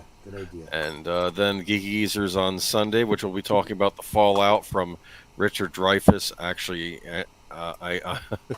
I'm assuming answering questions he was asked, and then people not liking the answers. I don't know. Yeah, pretty much. Bit, yeah. We'll probably also give an update on Smash JT, who is, I believe, live streaming right now. Mm-hmm. Yes. Yep. Talk about, or either that, or he's finished already. I don't know. No, I think he went live 45 minutes ago. I don't know if he's done now or not. But doing a little celebrating because, and this is how it goes when we do a weekly news show. Something comes up on Monday, Tuesday, Wednesday. It's already something different, and it's changed by Sunday. He over the weekend his webpage got attacked and taken down, and he's already got it back up and running. So So the Trolls had a very short-lived victory, but ultimately Smash JT has won. But we'll keep you posted on those culture war, the battles of the culture wars. I guess that's what we're calling it. Yeah. And then, of course, the unfortunate box office returns as of late. We can talk about those. Yeah, it's been bad. It's been bad. How our theater is going to survive? That's what I'm wondering. I've already heard some commenters speculating that they won't. What does a world look like without cinema?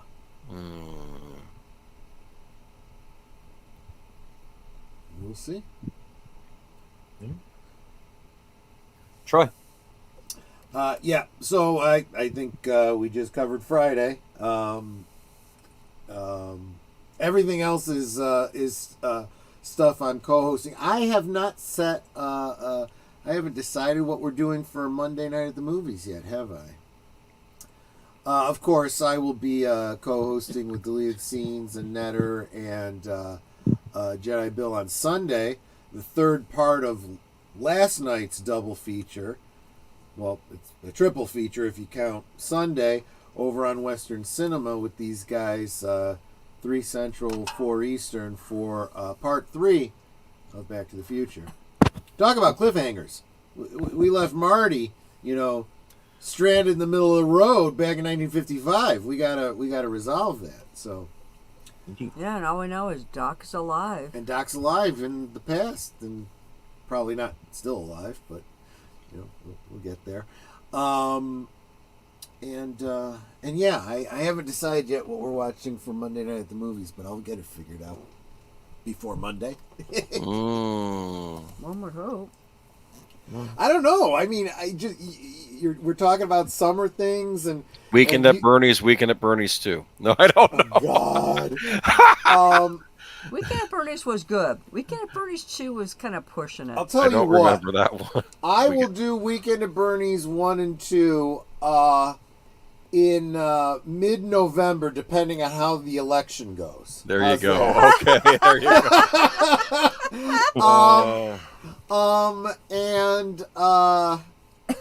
I know what I was going to say though is you kind of suggested it early. Maybe we do. What do you think? A double feature of Blair Witch Project. No, I won't attend. I tell you what, Troy. Wait a minute. You mentioned how we're going to talk on Friday a bit about Summer School, the movie. You might want to do maybe something summer themed. The Great Outdoors and Summer School. I don't know what. High school. What did you want? Rock and Roll High School? I said Rock and Roll High School, and then what's the one Boomer said? Summer School?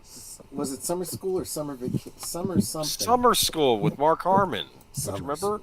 Gibbs, before he was Gibbs. Mm-hmm. 1987, that's right. Mark Harmon, Kirstie Alley. Yes. Oh do my that in gosh. Rock and Roll High School. Yeah, that might be an idea.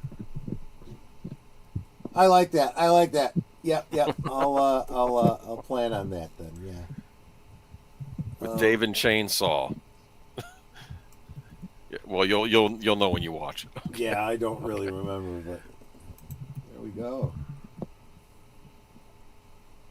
All right. So yeah, that's what I got going. And of course, seems Jesse has run into a spot of bad luck with these storms.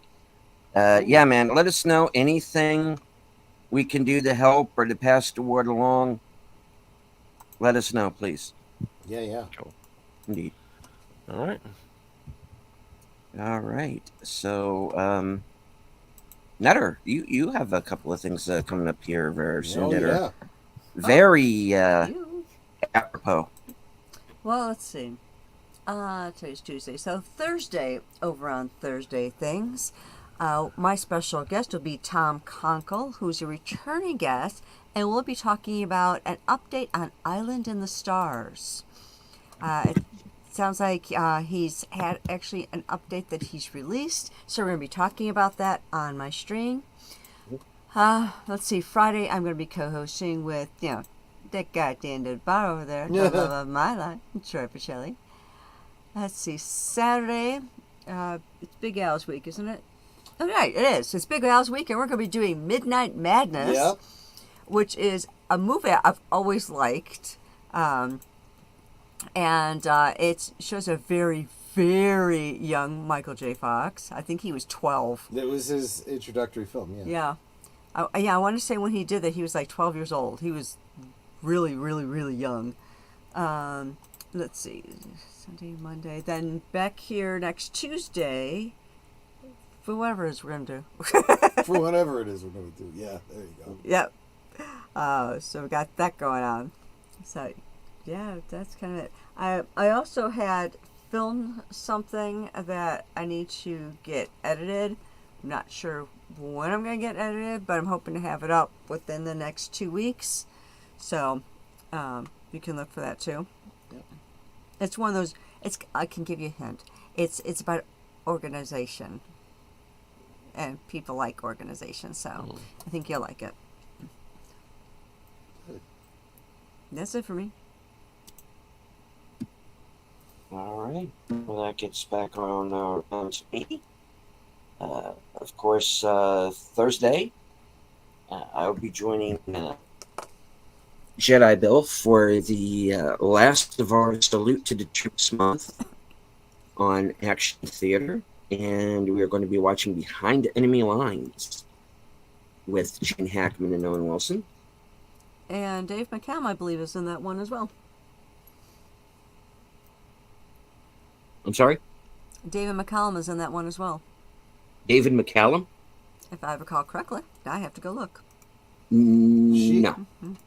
You sure? Because she knows her David McCallum, usually. Cast. Oh, I want the original one, not the new one.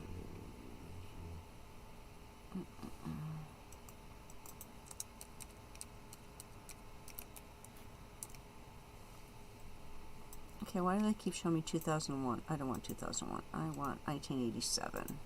Okay, this is not the 1987 film. Oh, okay. Well, Yeah. then never mind. Then no. Yeah. This is yeah, I don't think Owen Wilson would be playing a fighter pilot in a movie in 1987. I think he would have been a little scotch young. Well, that's true. And of course, that gets us back around to Sunday for Western Cinema Presents that we've brought up already. Back to the Future 3. Thursday. Thursday night, of course, my weekend update show, my chance to touch base with my subscribers, let everybody know what I'm doing. Of course, there will be unscripted as usual. As of right now, there will be another Side of Midnight.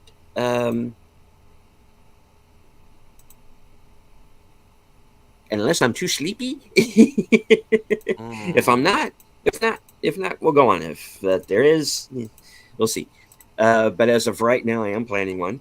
Then, of course, right back here next week. And I did check. David McCallum wasn't Behind Enemy Lines in the original. See, I know my David McCallum. Okay. Yeah. So what is that film about? Is there a synopsis there? Well, I don't know what your movie's about, but this one was basically it's during the wartime. They're literally behind enemy lines trying to get back home. Well, in the one we're doing, Owen Wilson and the guy who was in Suits, Harvey, they get shot down over Bosnia and have to escape. Huh? That's basically it. It's kind of a chase film, but it's pretty decent. Anywho, all right. Any last words before I close it out? Excelsior. Boomer. I'm confused. There you go. Okay. Why not? And Don't Nutter, make a you're lick last. of sense. Well, it's fill in blanks, find more blanks. That's Mhm. how it is. All right, Nutter, your last words. I have to go back to work tomorrow. And I have to pee.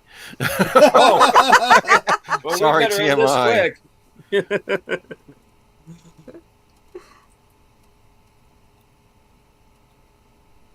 All right, so should I just go ahead and close this out then? Yeah, can. Yes. Okay. Right. Well, thank you all once again for joining us. Thank you once again, Boomer, Troy, and Netter for joining me. Hope everybody enjoyed the show. From HQ and all points north, south, east, west, and beyond, regardless of whether you are in the Black Lodge or the White One. Good night. Take care. Stay strong, because this is how we win.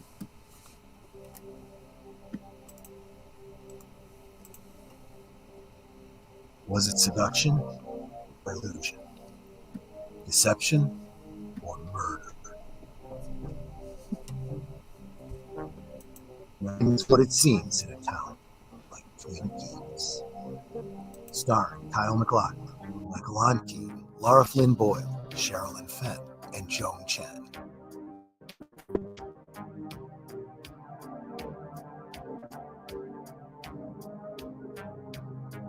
And now you can fall back into the mystery, or begin your search for the first time every Tuesday night with a new episode hosted by a panel of superfans. Watch live for the audio commentary.